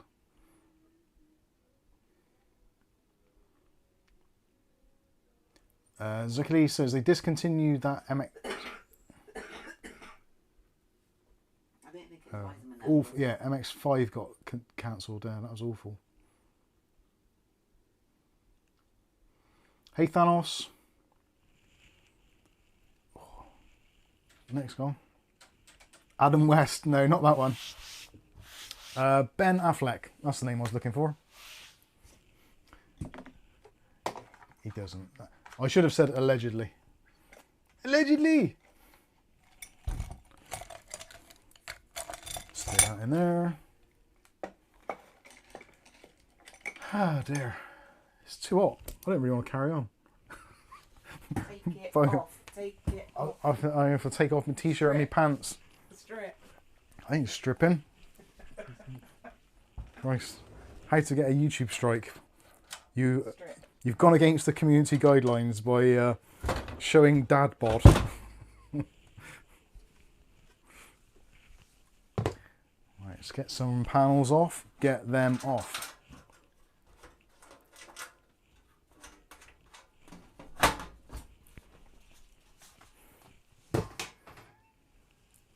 Hey Dave. Come on then.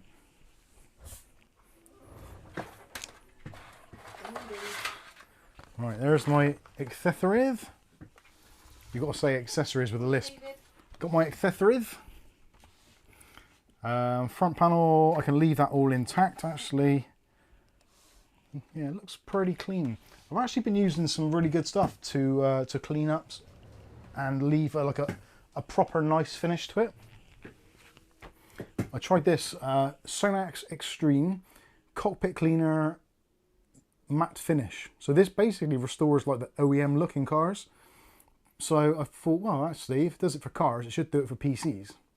And it certainly seems to. And actually, I think this now actually looks better than it did when I first used it. Because it leaves it with, there isn't really a sheen to it, but it just looks like, I don't know, it just looks like new. So that's the stuff. It's not cheap, but it does go a long way. And it smells really nice. Cockpit cleaner, limp. What's the last bit? Limpia Saliculaderos. Something or other. That's the stuff. I'll get Dave Cool Cat.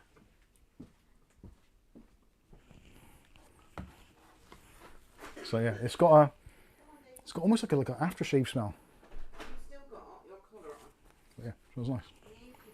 Very, very faintly, a little bit like Creed. A little bit of hint of Creedy sort of aftertones to it. There's Davey. Hey, Dave. What do you think of that case, Dave? Do you like the case? Did you climb in this one before? No, only because of white ones usually. Did you like that one, Dave? Oh, Dave, you've got all those little balls stuck in your tail again. You picked all those out earlier. Come on, Dave. Bless him. Anyway, moving on. So, let's get this done. Davey. Now, I've left the screws. I always do this. Whenever I take a motherboard out of a case, I always leave the screws in the motherboard standoff pillars for a couple of reasons. First one is so I know they're all actually physically there if I ever sell the case. But also, if I'm rebuilding it, I know which screws it is because they're already in there. And I know they're all there.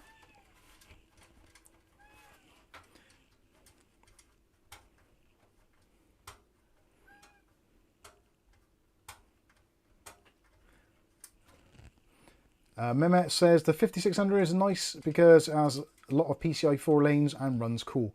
It does. Yes. That is one of the key things of AM4. They do run relatively cool. At least comparatively with AM5 where the X range all go up to like 95C without even blinking and make your fans do crazy stuff. Come here. Take all those things out the table. Right, is that 9? 1, 2, 3, 4, 5, 6, 7, 8, 9. 9 screws. Exactly what we were expecting. So, again, another nice thing with this Ceres 300 range is all of this stuff under here is removable. Very easy to get access to. So if you ever need to do anything with your power supply, not that I will need to, but I'm just going to take these out anyway because it makes it easier for when I have to pass the cables through for the GPU.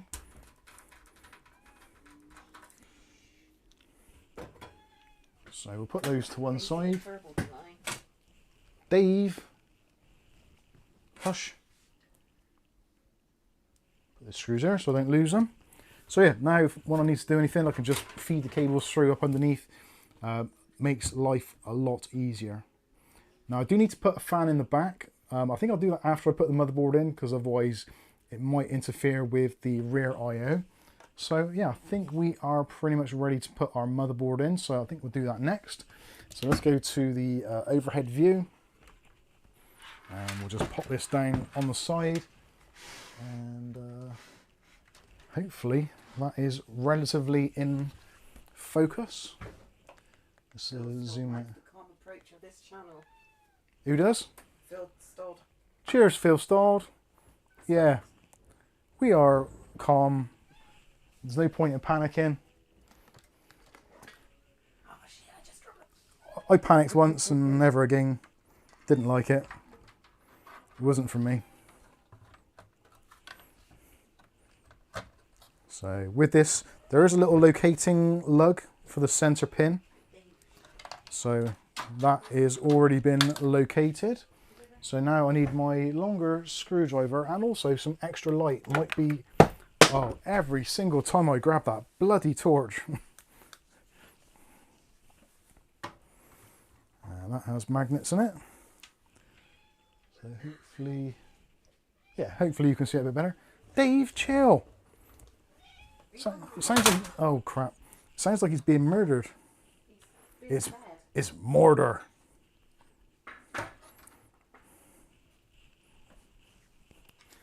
Right, so I'm going to grab our screws and just make sure, do a quick visual on the back, make sure everything's lined up. It's not, even though this isn't going to be my PC, I like this PC already. I kind of like the way the cooler sits in there. It's not too big, but it doesn't also, it's not like it looks too small either.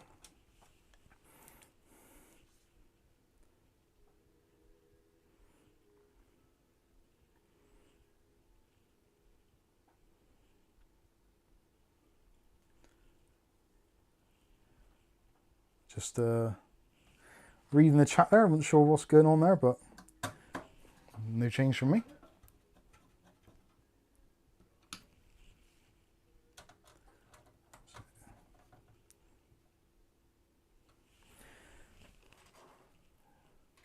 Tell you what, it's getting really, really warm in here. I cannot wait for this rain to come tonight. No doubt it'll come like in the very early hours of the morning, and it'll come down at such a horrible rate, it'll wake me the hell up. And I'll be like, oh, I want to go to sleep. But I'm listening to the rain, it's cool.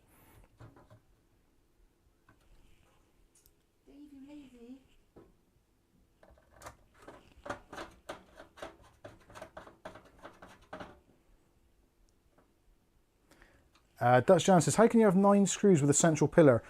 The central pillar has got like, how can I explain it? So rather than just the head being completely flat, you can't really see there, so rather than having a flat head that you screw into, it's got a kind of like 2 little legs that's come up a little bit. So they've cut away bits from the left and right hand side. Not sure how I can explain it, but yeah, basically they've reduced the sides on it a little bit so it actually comes through the middle slightly.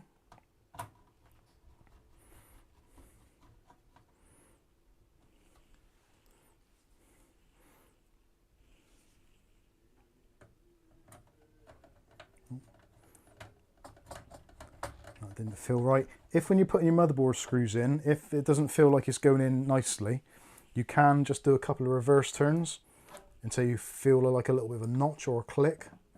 Then you're noticing the thread's in right, so yeah. Let me see if you can hear this.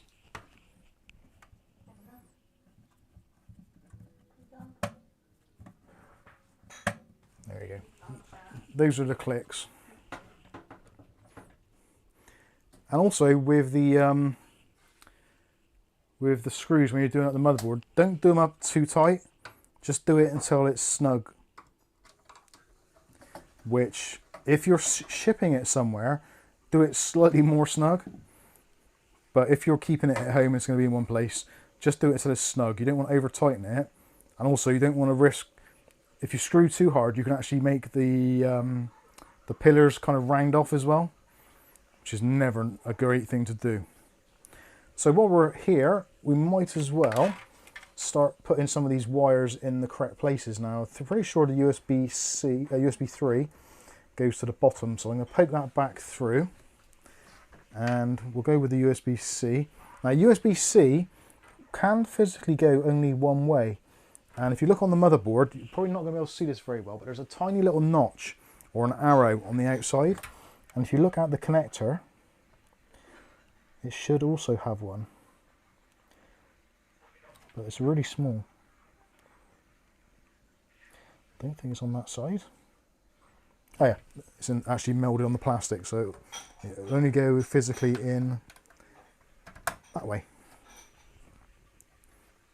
So yeah, look out for the notches.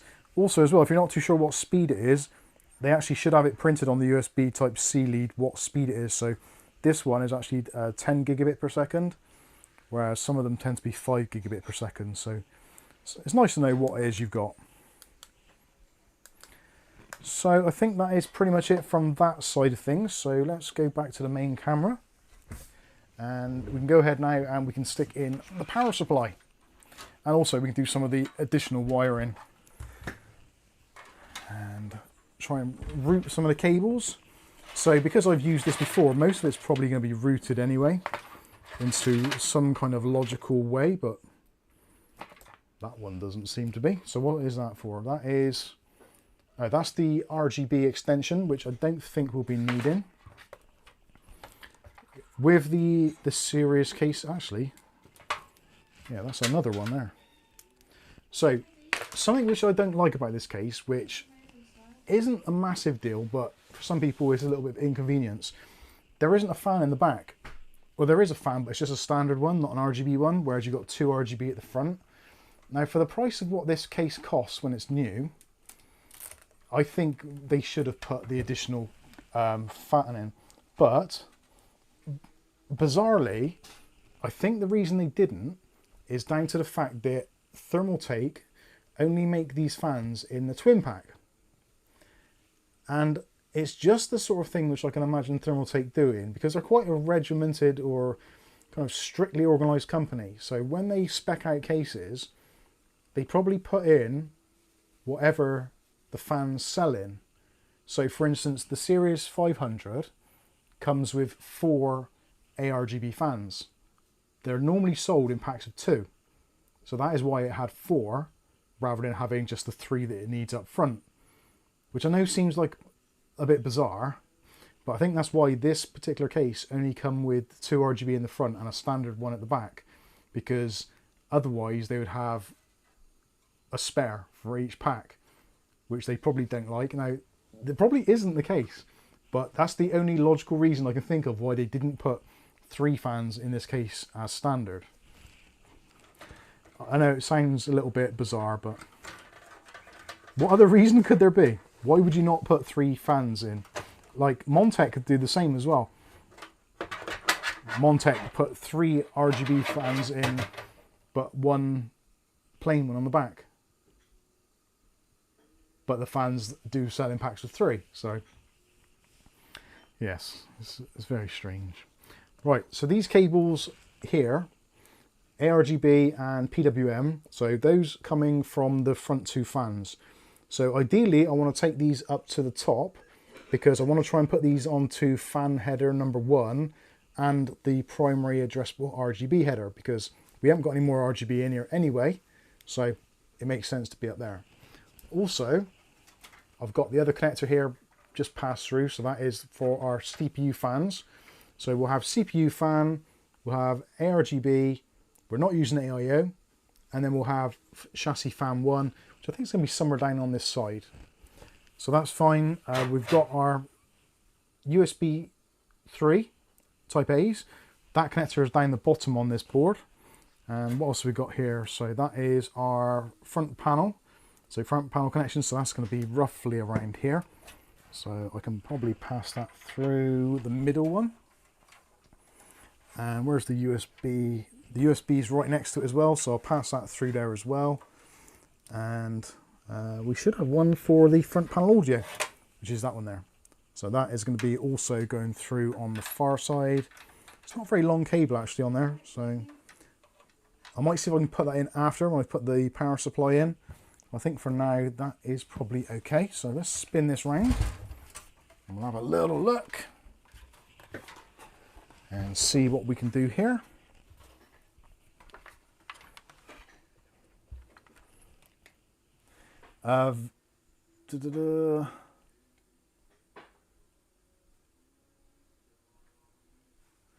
Mike's 3 cases, 2x3 pan back, talking about logic. Don't know. How's the build going, says Kev. Yeah, it's getting there. It should be done a lot quicker, but it is very bloody warm in here today. It's not, it just feels really muggy. I don't like muggy. Something else I don't like is these stupid USB connectors. And why they put them in such stupid places. Like, the cutout on the bottom of this board isn't quite big enough for the cable, so you kind of got to have it coming out and looping round, which just looks awful. Ideally it could do with a right angle connector, so I could just put the right angle connector on and then just push that on there. That would be far superior. Actually, did I buy some of those? Or did I mean to buy some and forget, like I normally do? Like the fans that Viali said to get. All right, let's see if I can get this on. I don't like doing this because there's a tendency for the USB to bend. In fact, MSI boards are probably the worst ones because of where they put these. The amount of times I've seen motherboards with the bottom USBs bent because someone's tried to force the cable in. I've done it myself, so I know it's how easy it is to be done. Let's see if we can get this right and not sacrifice something in the process. Yeah, I just don't like that bend at all. I prefer it on the sides because at least that way, yes, it looks a little bit on the ugly side, but you can get to it. And the thing is, I have known with these, you can kind of pull the cables through after, but I don't want to break a cable or bend a pin because it is so easy to do, and I don't like this at all.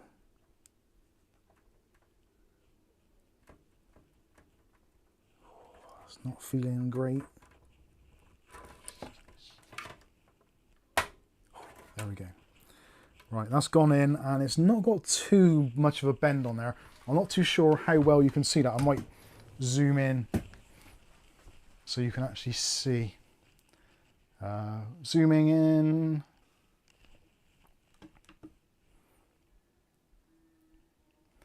Sorry for the seasickness. There we go. So it's a shame really that there's not more of a bend on it. I might be able to push that through a bit more. I don't want to put too much pressure on that joint. Let's see if I can bend it up. I think that's fine. It doesn't look particularly awful. Is it even focusing? No, it's not, is it? I think that's focused now. So yeah, it could be a lot worse, couldn't it? I think that's fine. Right, so zooming out now.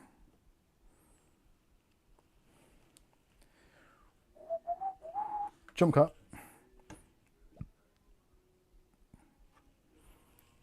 I think that's about right. Yeah, that'll do. That'll ding dang do for me.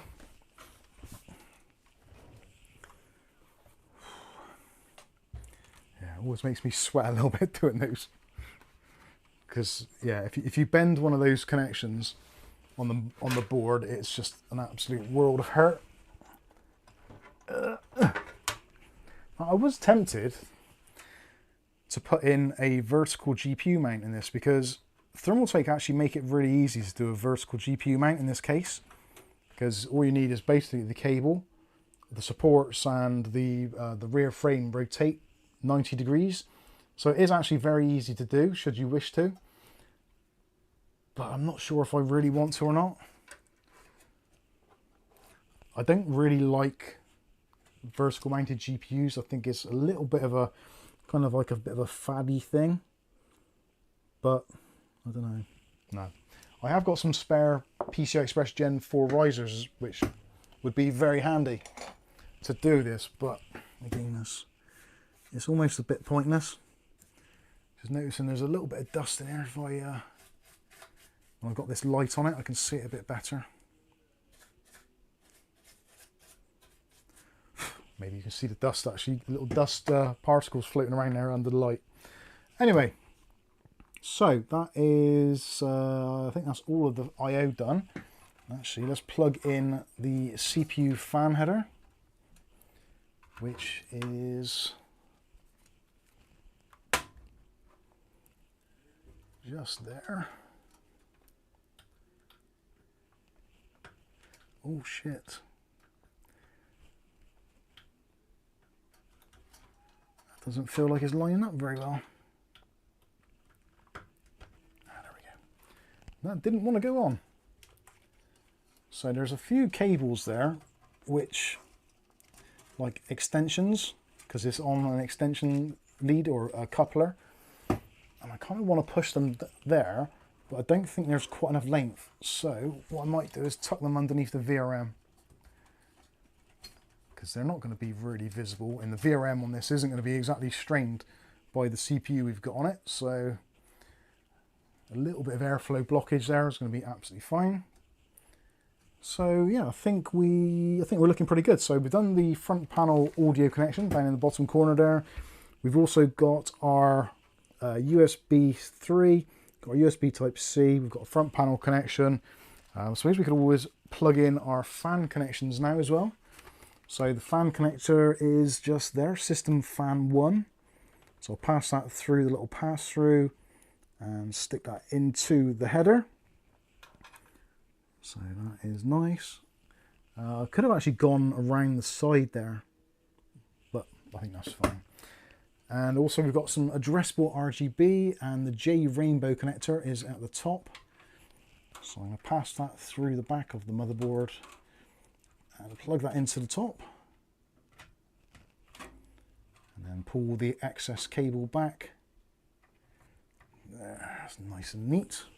So yeah, that is that's pretty much done in terms of the sort of main connectivity.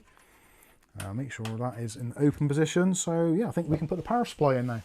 Now the power supply, with this again, I've got a few options.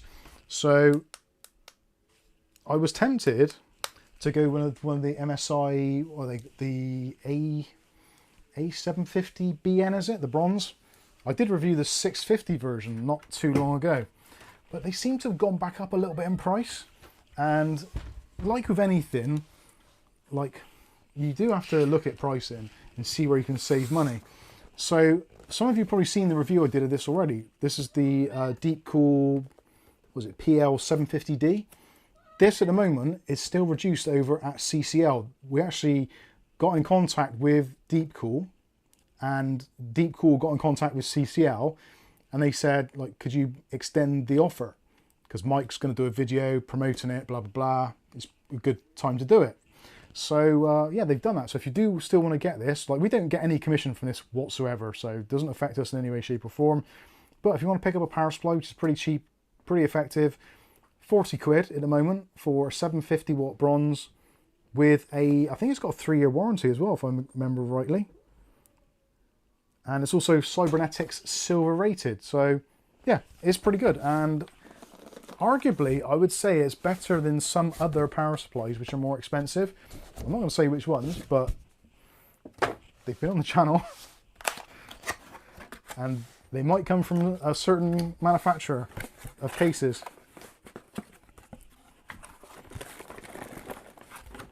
But I'll let you make up your own minds on that. Now we're lucky there because the case itself has actually got a ton of room at the bottom. So due to the fact this is not a modular power supply, we've got a lot of cables to kind of stuff down underneath, but it isn't a problem because we've got all the room that we could possibly want and more. And also this does have a PCI Express Gen 5 GPU connector. So if at some point the person who potentially, the person who might buy this, if they want to upgrade their graphics card at some point and they want to put in an NVIDIA card, then the connector's there ready and waiting. So that, I think, is a plus. Also, it's a very quiet power supply, which I don't know about you. I don't like fan noise in general, and possibly one of the worst culprits, I think personally, is power supplies. Because power supplies, if they're built properly, they don't need to make noise. And I would much rather they spent an extra couple of quid on a decent fan than they put RGB light in, or a couple of extra connectors, or a bag to carry your cables in. But yeah, all those things are pretty cool, but I would much rather have a quiet power supply where they've spent like an extra 2 quid on a fan. And that seems to be exactly what Deepcool have done on this particular power supply, which makes me very happy. Oh, if I can only find the screw holes. There we go. Seems to be floating up a little bit.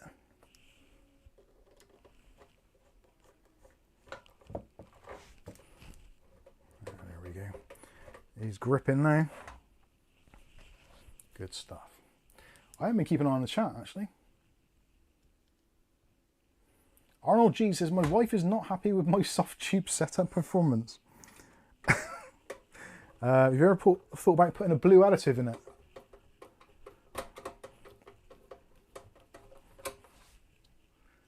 Hey Mike, Kath, and Mubsers. Hey Nero, how you doing? Hey Greg M. Good to see you all.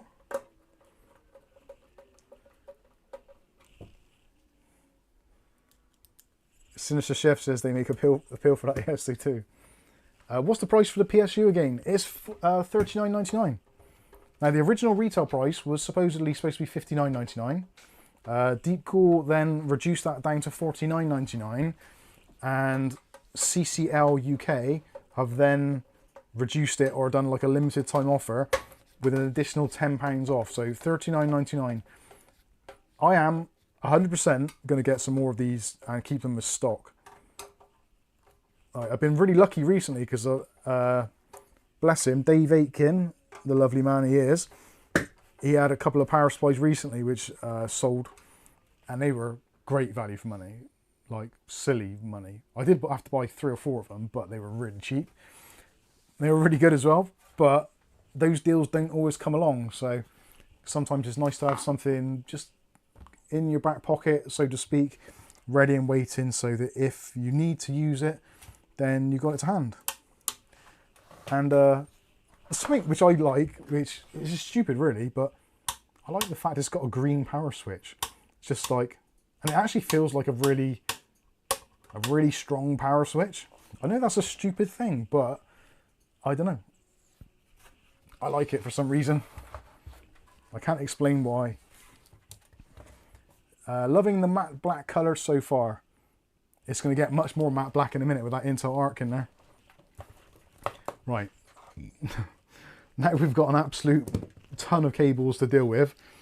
So let's deal with the longer ones first. So PCie, don't need that at the moment. SATA, don't need that at the moment.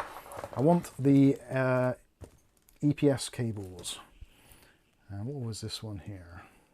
PCIe. That is CPU. Yay! I knew it was in there somewhere. So there should be another one of those very close by, I would hope. Did it have 2? Yes, it did. There it is. And I like as well that rather than putting the CPU EPS cables and just having like a spur off it, which some manufacturers do, much like the PCIe ones, Deepcool on this, they've just done 2 separate cables with no spurs on at all, which kind of makes sense. You don't really want to be taking a spur when you're doing your CPU connectors. And actually this one's only got 1 connector anyway. I'm trying to wire in 2 and there's only got 1.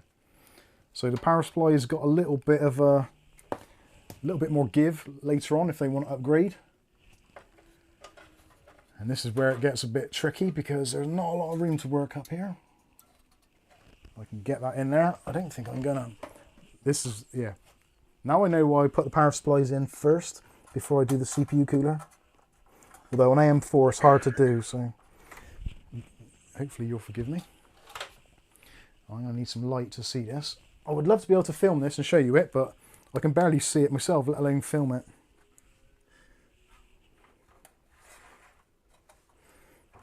Of course, if it was a modular cable, I could have, oh piss, I could have just plugged it in. And then pass the cable through. That would have been a little easier.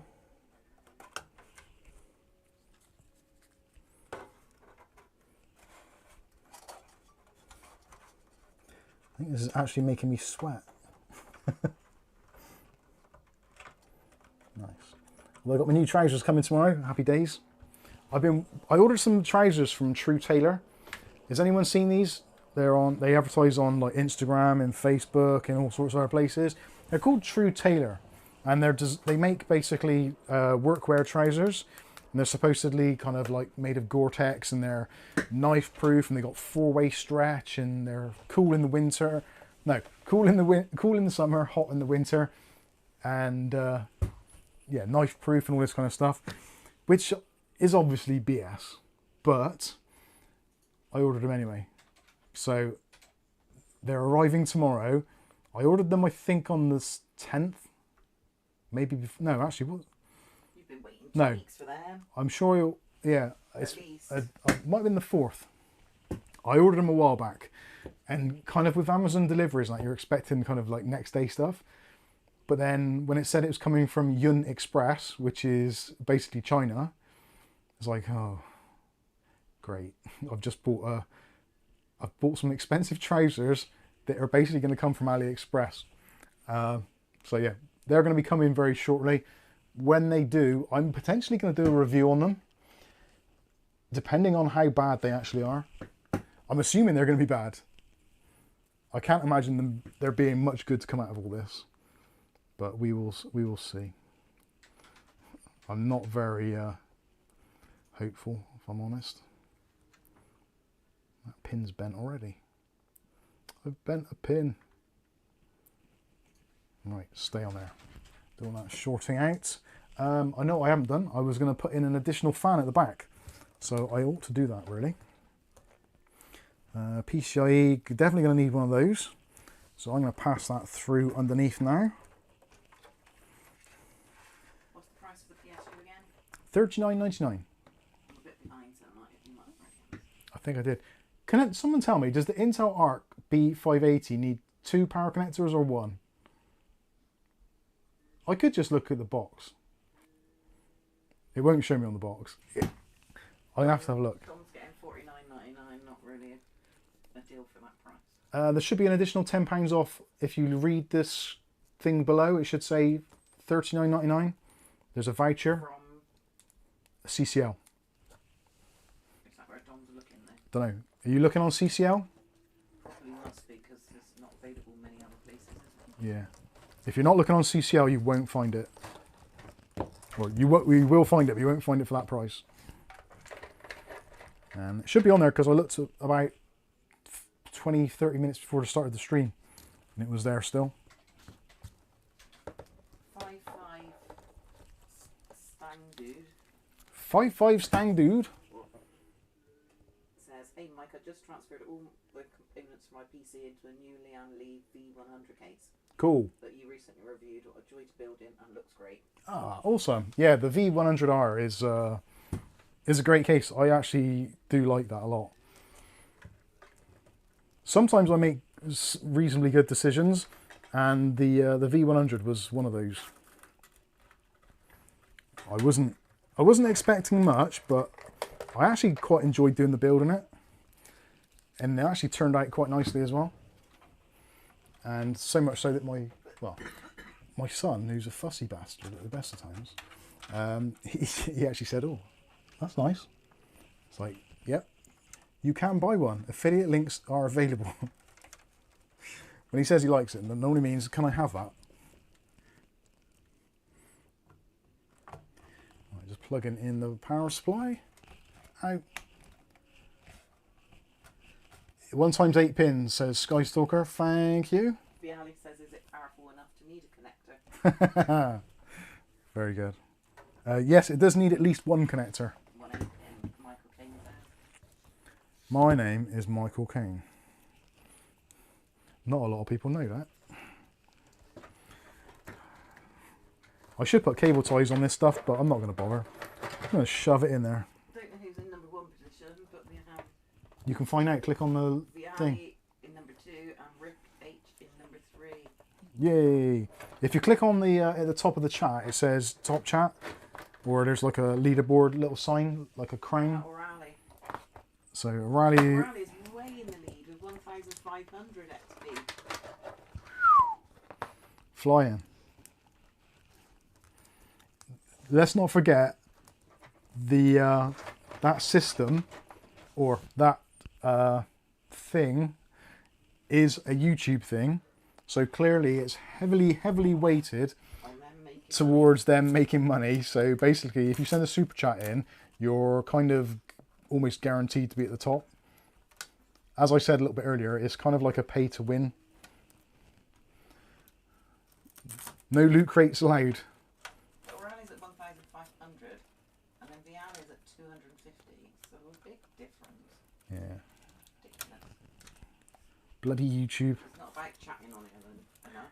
Well, saying that, when did they get in? Because O'Reilly was, I think, one of the first in as well.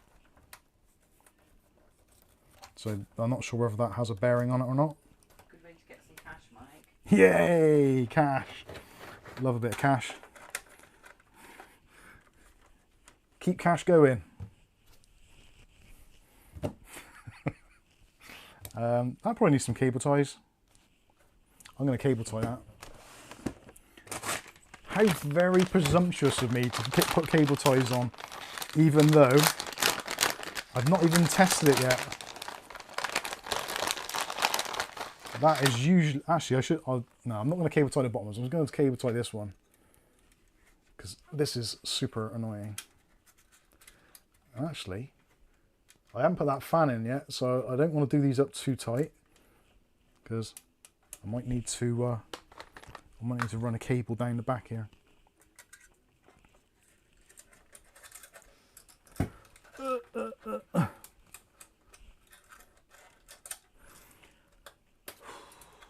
Can't believe the window's open. It's still like 1,000,000 degrees in here.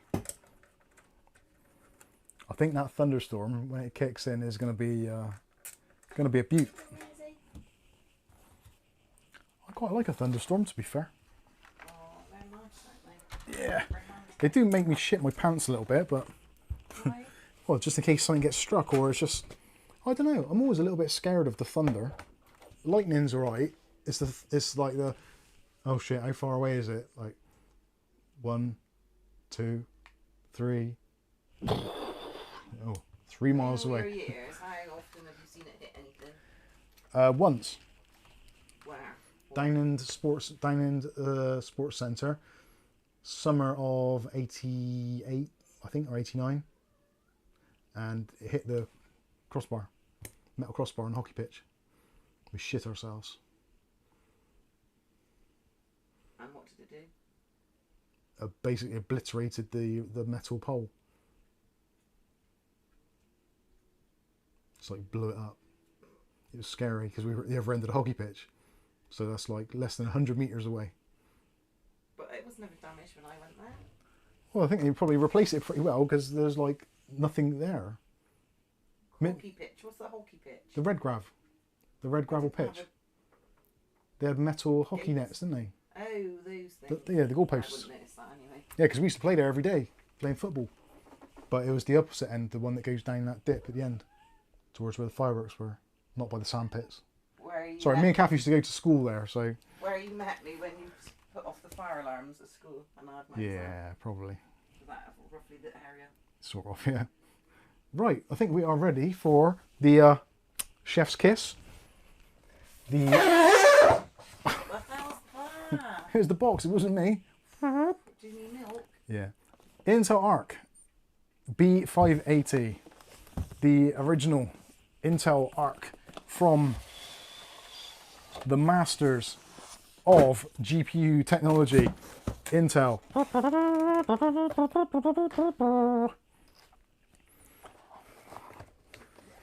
And yes, 1 pin. Excellent. And let's take out all of the plastic inserts in the back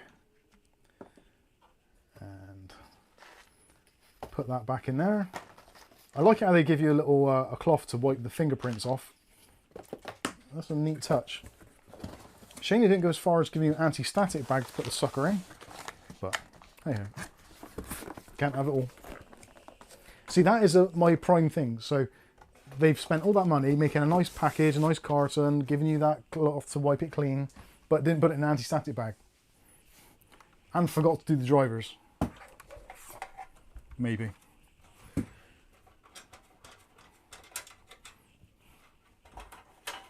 I still need to put that fan in the back, which I still haven't done. How's your positivity Let's do that. scores going? It's failed miserably. It's my reality. Let's put those things in the box. How's my positive? Who said that? What's that? My positivity course. That's me. Oh, it's just you. That's me. Okay. So to match up the rest of the fans, kind of, I'm going with one of these for no other reason than these come in a pack of 2, and the other one is currently in my mini PC. So Might as well make use of it, haven't I? And some screws. And there's actually a speed reducer for the fan. But we won't be using that. Bit like on Angel's car. God, yeah. She wants a noise reducer for that exhaust. Actually, her speedo and her rev counter, Exactly the same, aren't they? they are exactly the same. Yeah. And they both say like 10 and 20 Yeah. and 30. Why don't it say 1, 2, 3 on the I know. thing? Why? It's stupid. Yeah, our daughter, we got our said little that. car. I think I've told you lot before, but I took her out for a lesson, a little bit of a driving lesson, and it was supposed to be like a 30-mile-an-hour limit or 20-mile-an-hour limit. I can't remember which it was, but I said to her, like, slow down a bit, and after she said, I was slowing down, and it said on the thing it was 20. I was like, yeah, are you looking at the rev counter or are you looking at the speedo? Because they do actually look very similar in this car, almost identical. They're identical. They both Apart say from one, you've got a red line bit. one's on the left, one's on the right, and they both say 10, 20, 30, 40. But this one goes into the red line on one of them. That's the only way you can tell. Yeah, that's the only way you'd know. So, Plus your revs and stuff. But yeah. as it's a new car, it So, does sound quite loud. yeah, she was doing like 2,000 RPM down a hill, and it's like 30-mile-an-hour limit. I was like, I'm sure this feels like about 40 or more. Because it's not a BMW, Yeah. it does feel a bit Yeah. less smooth. It doesn't, and it also, it's got, I think it's got 17 or 18-inch alloys on it, which most of the Corsas don't have that. They only have like 15s or 16s, and it's got really low profile tyres, so it feels a lot more kind of speedy and bumpy than what it would normally. And it's been hot, so you've had the windows open. Yeah. And it's got that exhaust on it. And it's got like a racing exhaust. It's a 1.2, and it's got this like racing exhaust on there. It's ridiculous. It's a limited edition car, and they basically just threw everything at it that they possibly could to make it a limited edition by, yeah, a ridiculous exhaust pipe, which just looks and sounds like it does sound really quite meaty, but it's such a small engine that even like just driving up your road, it just sounds like it's really throaty. So I think when the time comes, I think I might change that for a stock one. Anyway, there's our fan put in. So I could put a 140 in the back, so matching up with the 140s that are in the front.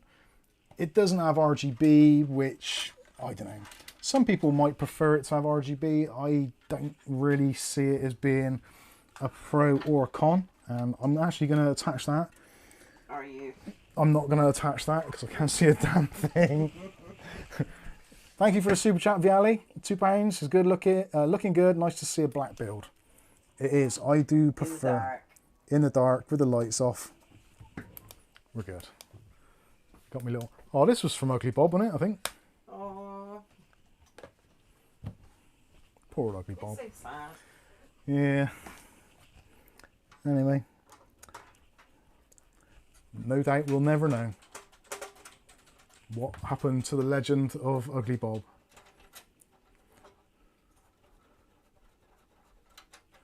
So we'll take out 2 PCI Express slot covers because it don't need more than that. And actually, let's go over to the overhead.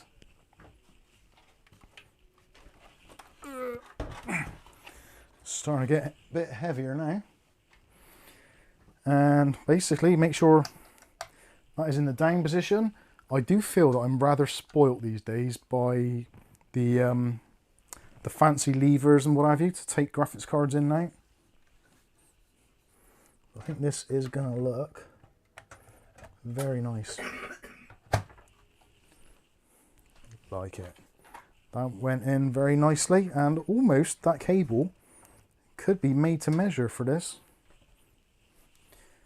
Let's put in a couple of screws there.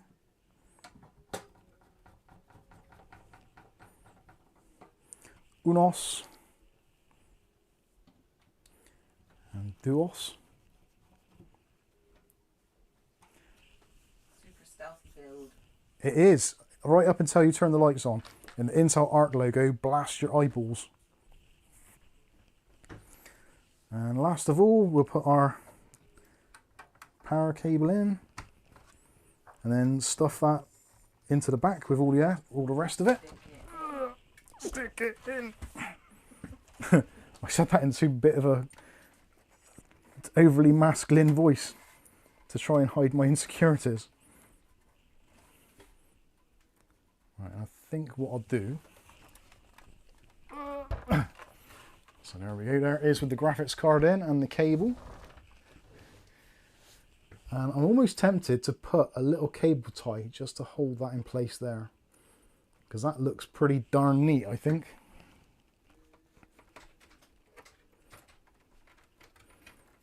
I'll stuff that back in there. Yeah, that's not looking too bad. And we've got all our cables in, so I can put the back panel on. Light and dark says hi, and can you tell me what build this is? Which build this is? Well, there's not really a specific build as such.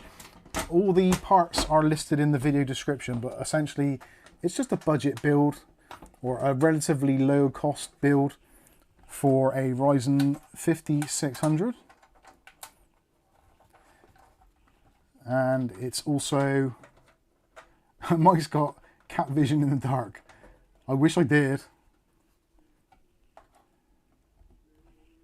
So yeah, something about this actually is the Intel Arc B550 is PCI. Is it PCI Express version 4 or is it version 5?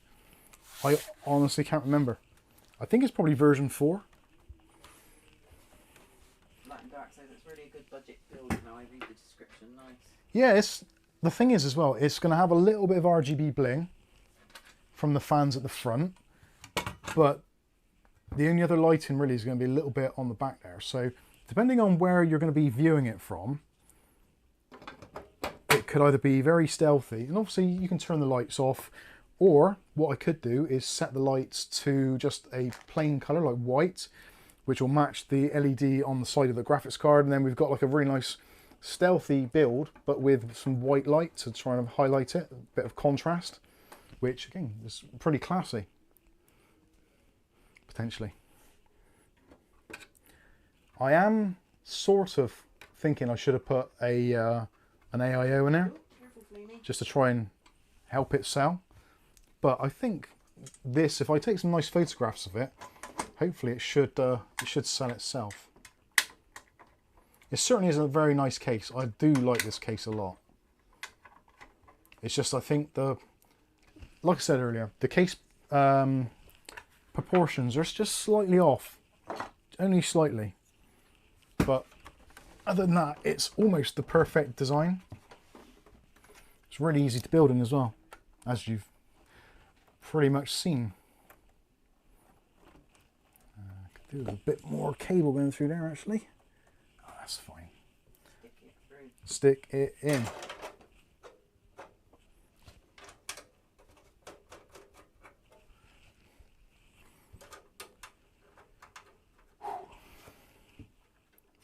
It's only 53% humidity. Is that window open? Is it blowing in this way? There's no air. No. So the air stopped. Someone's turned the air off. Someone turned my hair off years ago.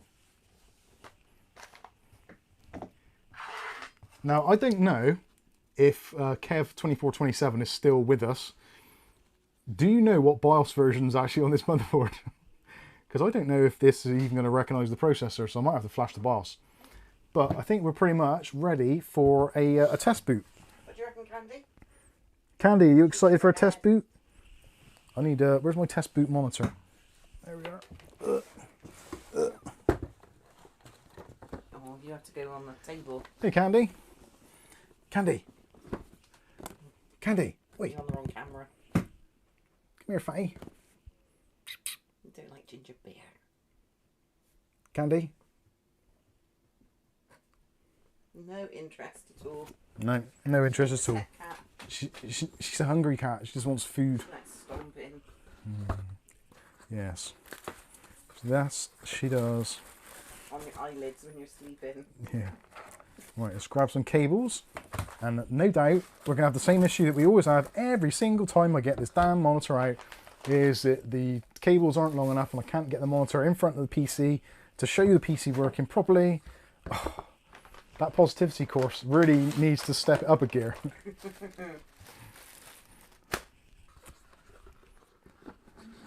Somebody said nice calm. Nice calm channel.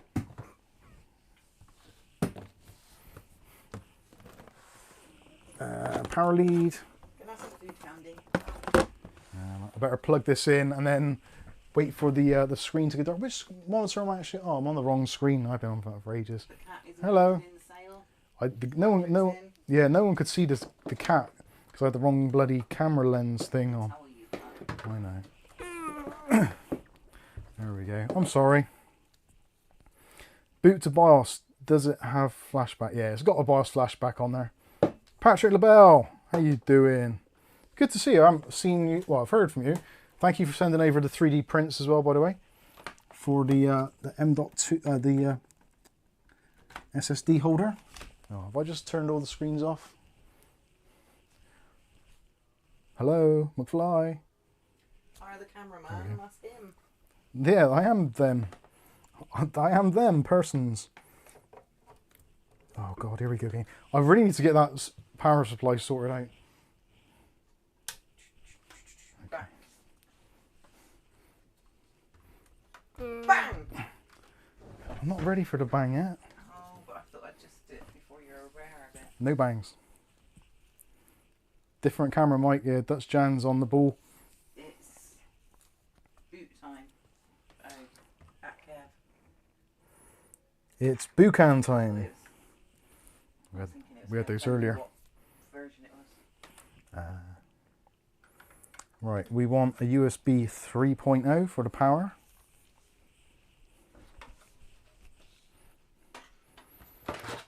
Oh, sorry, O'Reilly, I was too early. We haven't tried yet.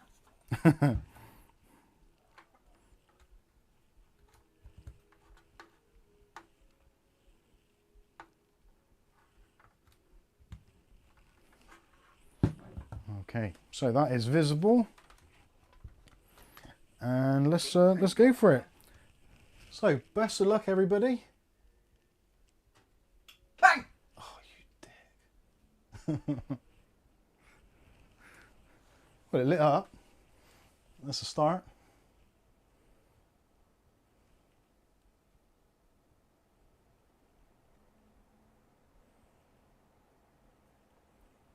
Is it going to have any output? Solar Hauler, I thought that was the side panel.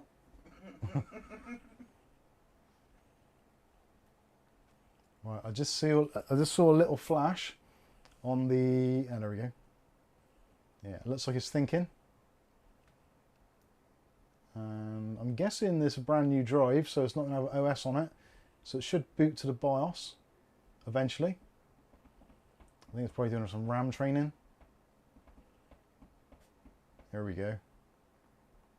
I wasn't worried. Cooler's the wrong black. I was going to say it might be the angle, but it looks the same with my eyes here. Come on. Hey, there we go.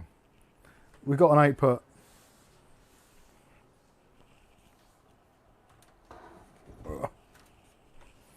So there we go. We are in the BIOS screen there. And let's see what we can do. Not at all. It's alright when you've got your girth in the way. Oh, I forgot. The touchscreen doesn't work in that mode, does it? I've got to plug it into another port.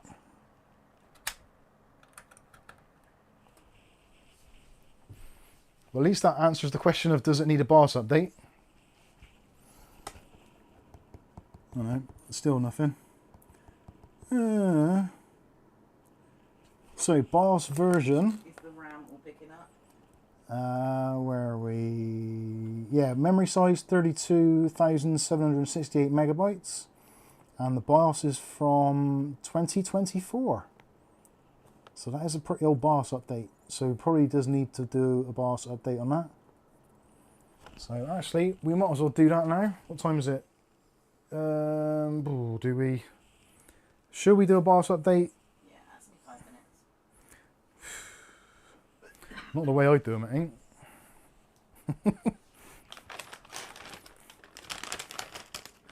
The thing is, I don't think they're... RAM speed up to 666. Yeah, it needs to be set to XMP, but I need to plug a mouse in, which, considering the amount of mice I've got here, you'd think that would be an easy thing to do. I need to buy another one of those MSI mice, actually. Remind me to do that next time on CEX. Alright, Otis, it's okay. Otis, Otie, you're alright.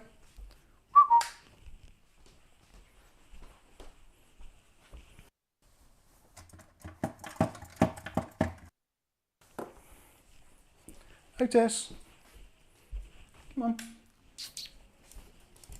Oh, bless him. You on top of that Candy's computer. done the flash. Oh, well done, Candy. Thanks for that. Much appreciated. Candy. Yeah. Don't drink my drink. Gosh darn it.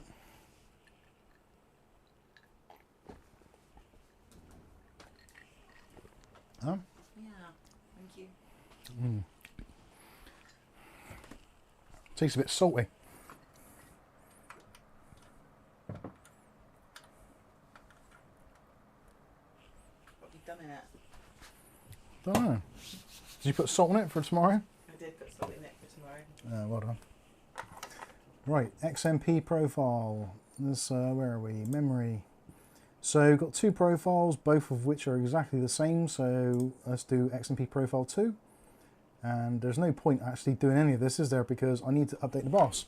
So let's go over to the other computer and one of the other keyboards and mice. Rick says nice build, Mike.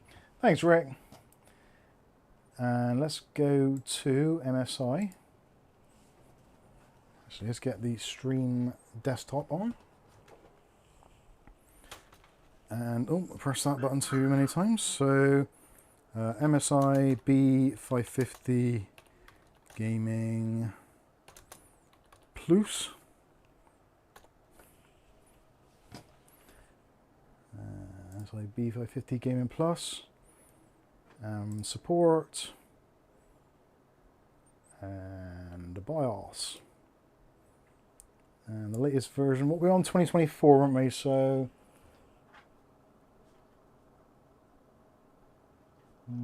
it's maybe not that old actually. But we'll download that and we'll save that to the desktop.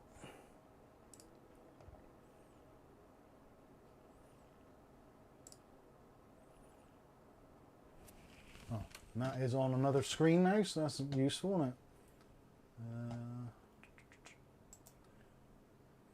Extract all. Extract. And because we're not doing a BIOS flashback, I just need to put it onto a USB stick. So let me stick a USB stick into this computer somewhere. Stick it in. Is that a USB port? Kind of looks like one. Yep, seems it is. And we'll just drag that folder over there. And delete that. Sorry you can't see any of this, but, well, it's just the way it is sometimes.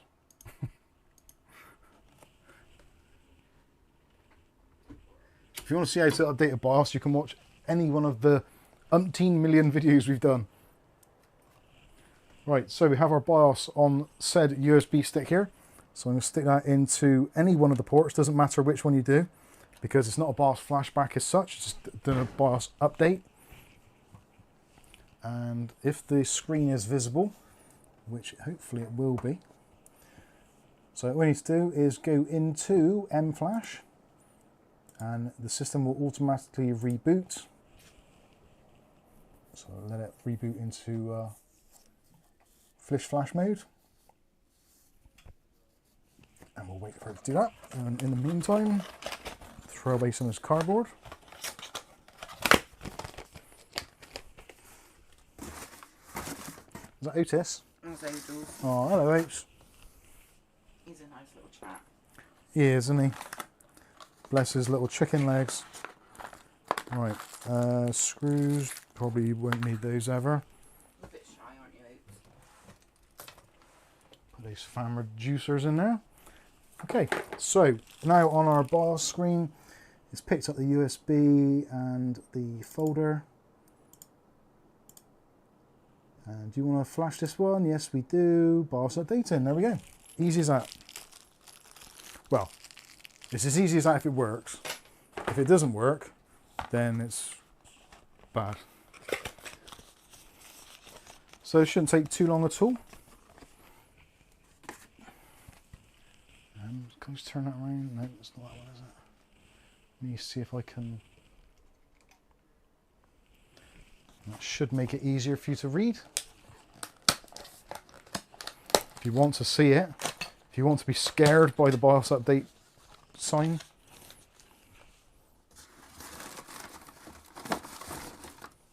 Alright, Candy. Chill your boots. Right, let's have a look at some of the questions. What we got going on here? Who's asking what? Let's choose a mouse. I'll have to use it right-handed. Well, I'm not keen on doing right-handed, but still.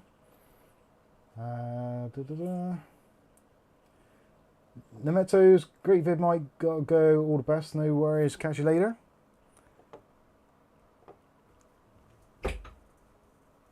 There we go. Yeah, you can see the screen. You can see the screen clearly now. The light is gone. I can see clearly. No, I'm not gonna do that. Copyright strike. What's the difference between PCie 4x8 and PCie 4x16? And do you notice a lot? Well, the thing is, with PCI Express Gen 4, well, the PCI Express bandwidth is one of those things where it's dependent on a lot of things. So one of the things you've got to think about is how much bandwidth are you actually going to be trying to move. So if you have a 3090 or 4090, then ideally the chances are, because you've got a lot of RAM and also a very powerful GPU, you're probably going to want to move a lot of bandwidth, possibly at 4K or higher. So having a wide bus, i.e. the PCI Express bus, to move that data in and out is pretty much necessary. Now when you're looking at transferring maybe 1080p or 1440p games at lower frames per second, the data bus is slower. You're not going to be moving as much. So you don't necessarily need that entire width of the bus to transfer the data. Sometimes though, it can work against you. So depending on the kind of the architecture of the system, it might be one of those things where it hasn't got a particularly fast GPU, but it relies on the bandwidth to transfer the data quickly to take advantage of things like faster memory speeds, etc. So it depends a lot on what the GPU is and also the use case scenario. For most graphics cards built in the last 5 years, PCI Express Gen 4 x8 bus for most of the mid-range cards is probably fine, but it is preferable to have a 16 times bus if possible for some games which are more graphically demanding, require more textures to be moved through the bus. That can be helpful, but if you're playing at lower resolutions, at lower quality settings, the bus and the bandwidth isn't as much of a problem. It's very much game dependent. It is preferable if you can to have as wide a possible bus as possible, just so you can make use of it. But in terms of making use of it, cost-cutting exercises, it's better to use less lanes if you can, because there's less traces on the board, less goes into the design of it, etc, etc, etc. So I think at some point there has actually been a PCI Express Gen whatever x4 graphics card. And in fact, when you were using SLI at some points, the secondary graphics card I think only ever worked at x4, maybe x8 anyway. So it's not like it's the end of the world, but the ideal solution, if money wasn't an issue and all that kind of stuff, then yeah, you'd want a 16 times bus. Most of the time, even if you disable or do bifurcation, like if you use a APU rather than a normal CPU, those generally have a PCI Express Gen 3 x8 bus or PCI Express Gen 4 x8 bus. So most people never notice it anyway. Even if they put like a nice 16X graphics card in the slot, most of them don't notice it that much. It's not like the end of the world, but if you're trying to squeeze every last bit of performance out of the bus, the wider it is, the better. Hopefully I've explained that reasonably well.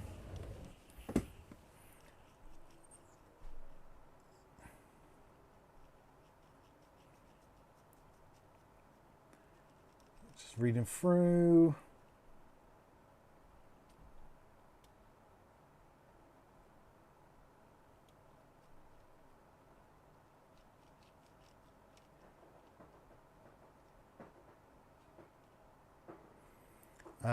Thanos says, Mike, if I already have a running PC and needs a BIOS update, can I do this way or should I do it with BIOS flash? Oh yeah, if your PC's up and running and you can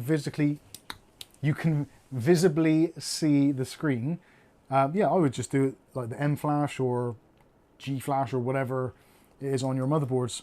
It's generally a safer way of doing it because you've got a visual representation of what's going on. Normally when it's doing the BIOS flashes, it will actually prevent you from using the keyboard and mouse anyway. So there's not really anything that can go that wrong. Right, so I'm going to change. I'm not sure if you can see any of this, what I'm doing, but... Derek Wilson says, turn the mouse mat round. Turn the mouse mat round? Yeah. Why? So they can read it, I suppose. Oh, yeah. I should do actually, shouldn't I? Right, the CPU, I'm going to change the profile of that. And that should be PWM. System fan 1, that should also be PWM and smart mode. Let's get these noise levels under control.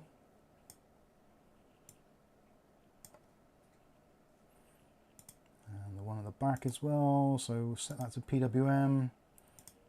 Also smart fan. And we'll make this pretty quiet. There. Beautiful. I actually hear myself think now. Nick Barnes? Nick Barnes! Looking into upgrading riser cable from PCI Express Gen 3 to Gen 4, but a lot complain of lower performance. How can you tell decent cables from bad? Yeah, that is generally a problem. That is part of the reason why I don't really like doing vertical mounted GPUs, because getting the right riser cable is either a faff or an expensive luxury, where you could be potentially spending anywhere from like 40 to 60 to 80 quid for a decent PCI Express Gen 4 riser, and with PCI Express Gen 5 being kind of like here almost, pretty much, then those cables will probably come out soon. Although a few manufacturers have said that their specs for PCI Express Gen 4 cables will also support Gen 5 as well. So you may not have to replace it quite as soon, but it's always quite an investment. Again, actually, overclockers.co.uk, they do the Co-Link brand of PCI Express Gen 4 riser cables, and they were quite favourably priced the last time I looked. It's been a while, but I'm pretty sure they were about £29, which most other places sell them for like 40 or so. But yeah, if you buy them on Amazon, it's kind of a bit of a free-for-all, bit of a Wild West. So just see what works for you, really. And at least if you do it from Amazon, you could try it, and if it doesn't reach the PCI Express Gen 4 speeds, then you can always send it back, I suppose. It's always nice to have an option to do that. Yeah, I think that is, I think we're pretty cool. Well, we are pretty cool, actually. The CPU is running at 32C, and the system's at 34. And the chipset's at 34, CPU socket is at 30. So that is running very nice and cool. And actually, I think it could do with being a bit quieter. But I'm not sure where that noise is coming from. I don't think... Is it coming from the power supply? There's a little bit of noise coming from the power supply, but I think it might be the GPU. It says thanks with the speed show in HW monitor. Yeah, it should do.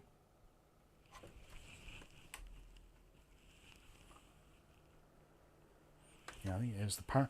I wonder what the noise is. I can hear the power supply more than I can hear anything else. So that is absolutely fine. I'm pretty pleased with that. So much so, I'm going to turn it off. And then I can have a play with that tomorrow or, well, whenever. Another day. Yeah, another day. I do like the simplicity actually of these AM4s, because literally it's just kind of like turn on XMP, set your fans up, and you're pretty much good to go. Now, of course, there is other things you can do. Curve optimizer, that's probably worth doing, but I don't really need to on here, so I'm probably going to leave that as it is. And I suppose the next thing really is to test out Windows 25H2 on it and see what that has in store for us. I'm not sure how I feel about 25H2. You'd think that Microsoft couldn't really make things much worse, but I'm sure they've probably thought some ways they can. No doubt they will. So yeah, that's gone back into the BIOS and it's kept the memory speeds. Happy days.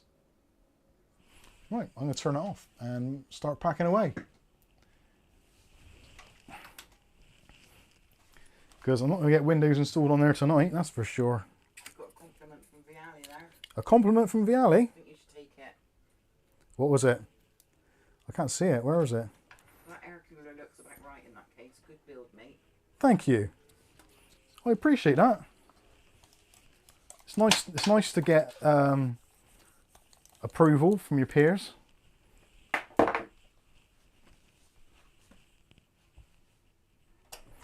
We try.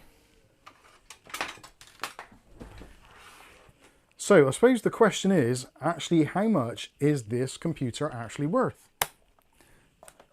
Well, no, actually. I found this on the web. For what is the question? How much is this computer actually worth? Check it out. I said so then, not Siri, you dumb bastard. I won't respond to that. Yeah. Fucking respond to what you like. Shithead. It's going to take over all the jobs. Yeah. AI taking over your jobs. One dipshit question at a time. Oh dear. Right, let's put this to one side. We'll get the cat hairs and stuff out of that later. I think that's more in your drink, wasn't it? Oh, I might. Whew. Okay, let's have a look, see what you people are saying.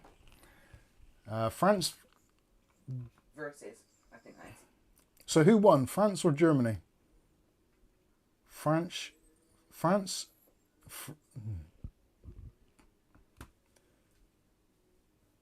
Germany wins. Interesting semi-final against Spain in the World Championships. I think Germany might just have a bit of luck. Okay. Scott says, I think they'll probably change a lot in 25H2 before the final release. I hope so. I hope so. Arnold G, why so serious? Well done. Oh dear. Have you seen the Deepcool CH270? I'm going to do a fan cool build on it. Looks like a cool small form fat build. That's easy for me to say. CH270, yeah, I think I have seen that. Hello, Dave. Nick Barnes, nice looking PC. I undervolted all our AM4 PCs, even kids not noticed. Only worth as much as someone is willing to pay for it. That's a very good point, actually. Right, let me get my pen and my paper and my piece of additional calculator thing, and let's work out what this actually cost, or what I can actually sell it for realistically. Oh, you've made her do pointy toes. Oh, Poppy, Candy. Candy. So many cats. We have got too many cats, it's true.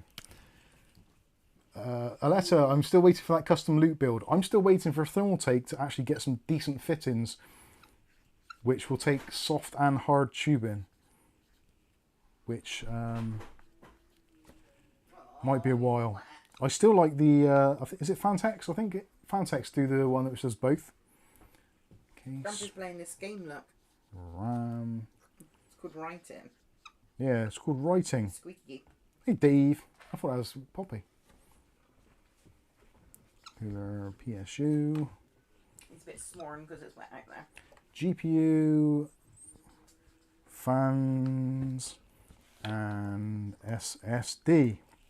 So let's go through and work out what this actually, well, I'll go through first of all the retail prices because I think that's probably the most obvious one.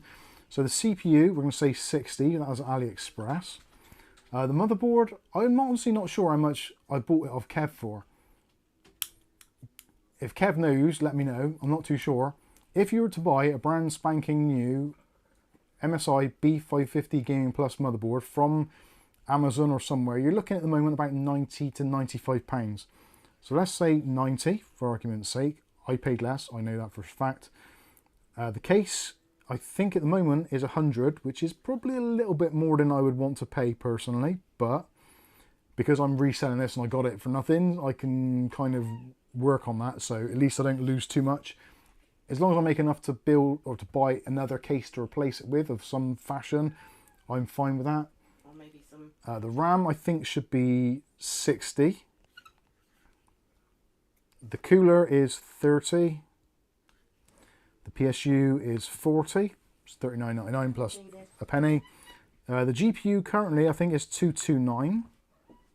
Let's say 230 for argument's sake, because that's easier for me to add up. The fans were included, and the SSD is 40, 46, 47, so I'll say 45 because that's easier math. Let's math things. So 60 plus 90, 150. Plus 100, 250. Plus another 60 is 310. Plus 30 is 340. Plus another 40 is 380. Plus another 230 is... oh god, this is where it all falls apart. I'll just have to... 2, 5, 610 is that? Yeah, 610. Is that right, 610? Hey Siri. What is 380 plus 230? 380 plus 230 is 610. Yay! I got it right, thanks. Plus 45, so that is going to be, I can't get this wrong now, can I? 655. So if you were to buy all of this brand spanking new from Amazon or somewhere along those lines, that is basically what it's going to cost you. But obviously this isn't brand new, and we've made some savings along the way. So I'm pretty sure, is Kev said in there what I paid for the motherboard? I think it's likely going to be 60. It might have been less. The case I didn't pay for at all. The RAM I got free for a review. Happy days. The cooler I did pay for. The PSU I did pay for. The GPU I paid more. So I paid $270 for that when it first came out because I was a one of those people. So I think I'm in a very similar position actually.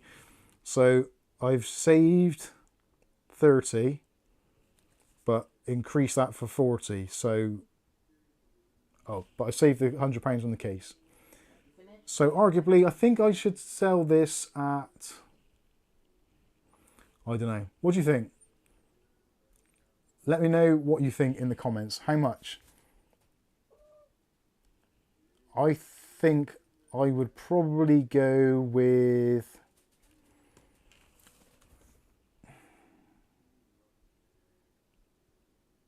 I know I'm going to take a hit on the GPU. That is definitely a problem area. I think if I put this on sale for 600, and if someone offers me 550, I would take it. O'Reilly says 450 minimum. I'm not doing 450. Dutch Jan says 600.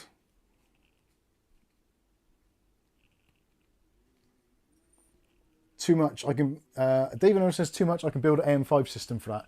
You can build an AM5 system for that. Definitely. I've actually got one in the front room, which I did what 2 weeks ago, 3 weeks ago, which it's got 32 gigs of RAM. It's got the 7700 in it, and it's also got the Radeon 6700 XT. which arguably is probably about the same as this anyway. Yeah, it's one of those. It's a difficult thing these days working out. Like an AM5 system obviously is going to have the advantage as well of being like current, relevant, arguably. It's a tough call. It is a very tough call, and it's not a particularly friendly market at the moment. So yeah, realistically, I am going to have to look to probably take a bit of a hit here.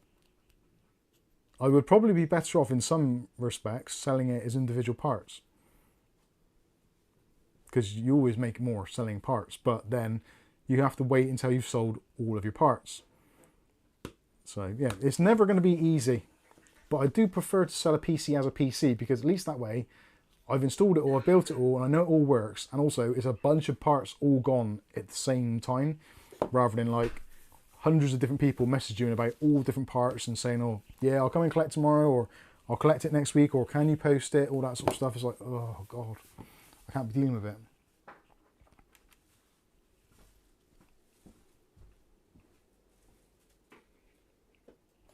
Skystalker says, you protecting like I do. Rip yourself off. It's a curse. I know.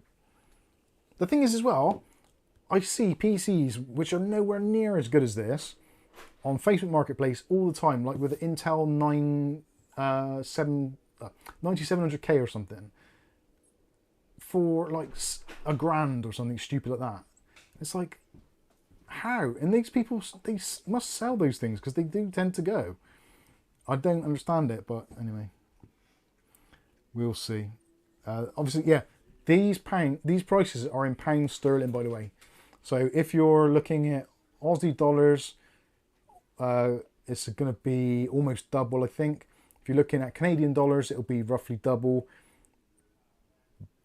plus sales tax, I think.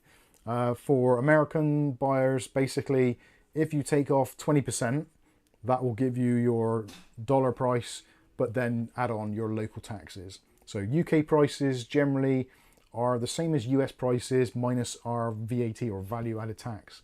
So all the prices we pay at the till already have tax included. Whereas I know for guys in the States, if you see something on the shelf, you see the price, you go to the till and pay for it, and then they add the tax on at the time you pay for it, which I find a bit weird. I'm not sure.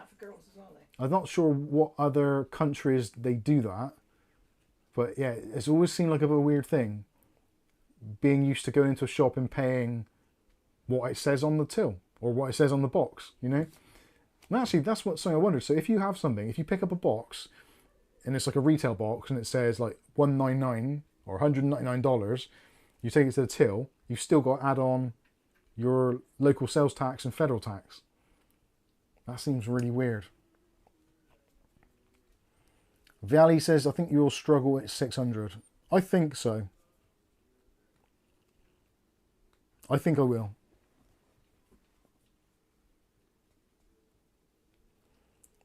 Rick H says start at 700. I might do.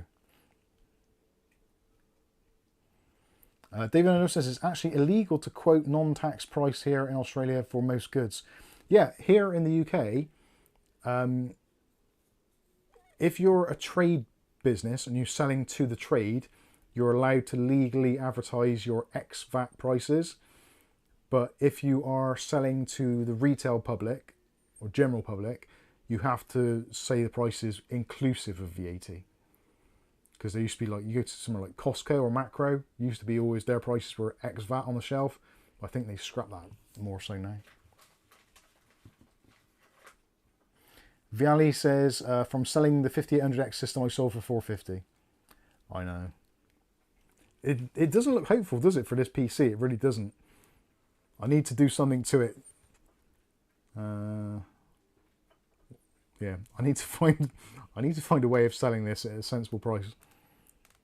Hence the title of the video anyway. So if you notice, the title of this stream was, this PC won't sell, but let's build it anyway. And again, I can build, well, it'll sell if I lose money on it, which is kind of like obvious it's going to do. I think I'm going to lose money anyway. Buying the Intel GPU at its retail launch price was a mistake at the time. If I'd have sold it a couple of months ago, when they were selling for more than they were worth, I would have had a fighting chance, but I held on to it a little bit longer than I expected, and I might keep hold of it anyway, just as one of those kind of like things to put in a cabinet one day to say, look, I was there, kids, along with my my trackball mouse. No, I won't put it in there. Anyway, I think I've laboured the thing a bit too long already. So hopefully you've enjoyed the video. If you have, smash the like button if you haven't done already. If you've got any last minute questions, do let us know. Susan Robbins says change out the GPU. Yeah, I'm not sure if you were with us at the beginning. I have actually won an auction on eBay for a MSI RX 6800, which is a really nice big card, 3 fans, RGB up the wazoo, and I only paid 220 quid for it. So potentially if I put that in there instead, being that it's a Radeon graphics card, potentially a little bit more saleability, and it means I can keep all of the Intel card. I'm hoping that I really want to keep the Intel card because I'm hoping at some point there's some drivers that come out which are like amazing, and they do like a night and day thing like they did a couple of times with the A770, and it's like, this runs like absolute horse what's it, then a driver comes out and it's like suddenly is pretty brilliant, and I'm hoping we have that again, but we might not, so we'll see. Anyway, like I said, if you haven't done already, smash that like button. I think that is going to be pretty much it for it now, because I've got work in the morning, which I'm not looking forward to doing, and also the storm hasn't... Has it been raining yet? It's been a bit raining because Dave was wet one day. Yeah, we had a little bit of rain, so yeah.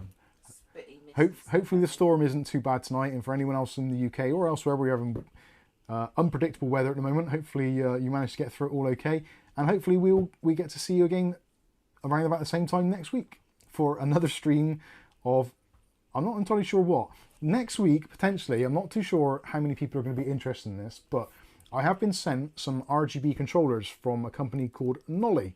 I've got the Nolly 32, which is basically, if you think about it, it's like a Corsair Commander type deal, or like one of the NZXT hubs, but you can use normal RGB devices on it. But it basically translates the RGB into software, which you can control in OpenRGB or things such as, what's the other one? The RGB software. I can't think what it's called now. OpenRGB and... What's the other RGB software? Someone tell me what it's called. Oh my god, I can't believe it. I've got a complete memory blank. I used it a couple times. Signal RGB. So it integrates in Signal RGB. So you can basically create a color background, and you can move your fans to wherever on the color background you want them to be. So you can have each one of your fans, or each one of your individual LEDs on your fans or RGB device to all do something different at the same time. So rather than just all your fans looking the same and doing the same kind of thing, you can have it so that they react to pictures and whatever's on the screen, basically, or whatever you decide it to do. So I have been sent those. I've been meaning to do a review for a very long time. Maybe I should get around to actually finally doing that. So yeah, we'll see how that goes. I'm still not entirely sure if I'm convinced about there is a market for it. I guess there is, because they're making them and producing them and selling them. But I'm not sure if the RGB boat is sold, and people are kind of now a little bit like, yeah, whatever. It's just another resource on the PC. I think most people tend to set their RGB colours and that's it. Just forget about it. Maybe you do. Let me know. Anyway, like I said, hopefully you enjoyed the video. If you have, smash the like button. If you want to see more content of this on a daily basis, maybe consider hitting subscribe and the chime notification. That way you might be notified of future video releases.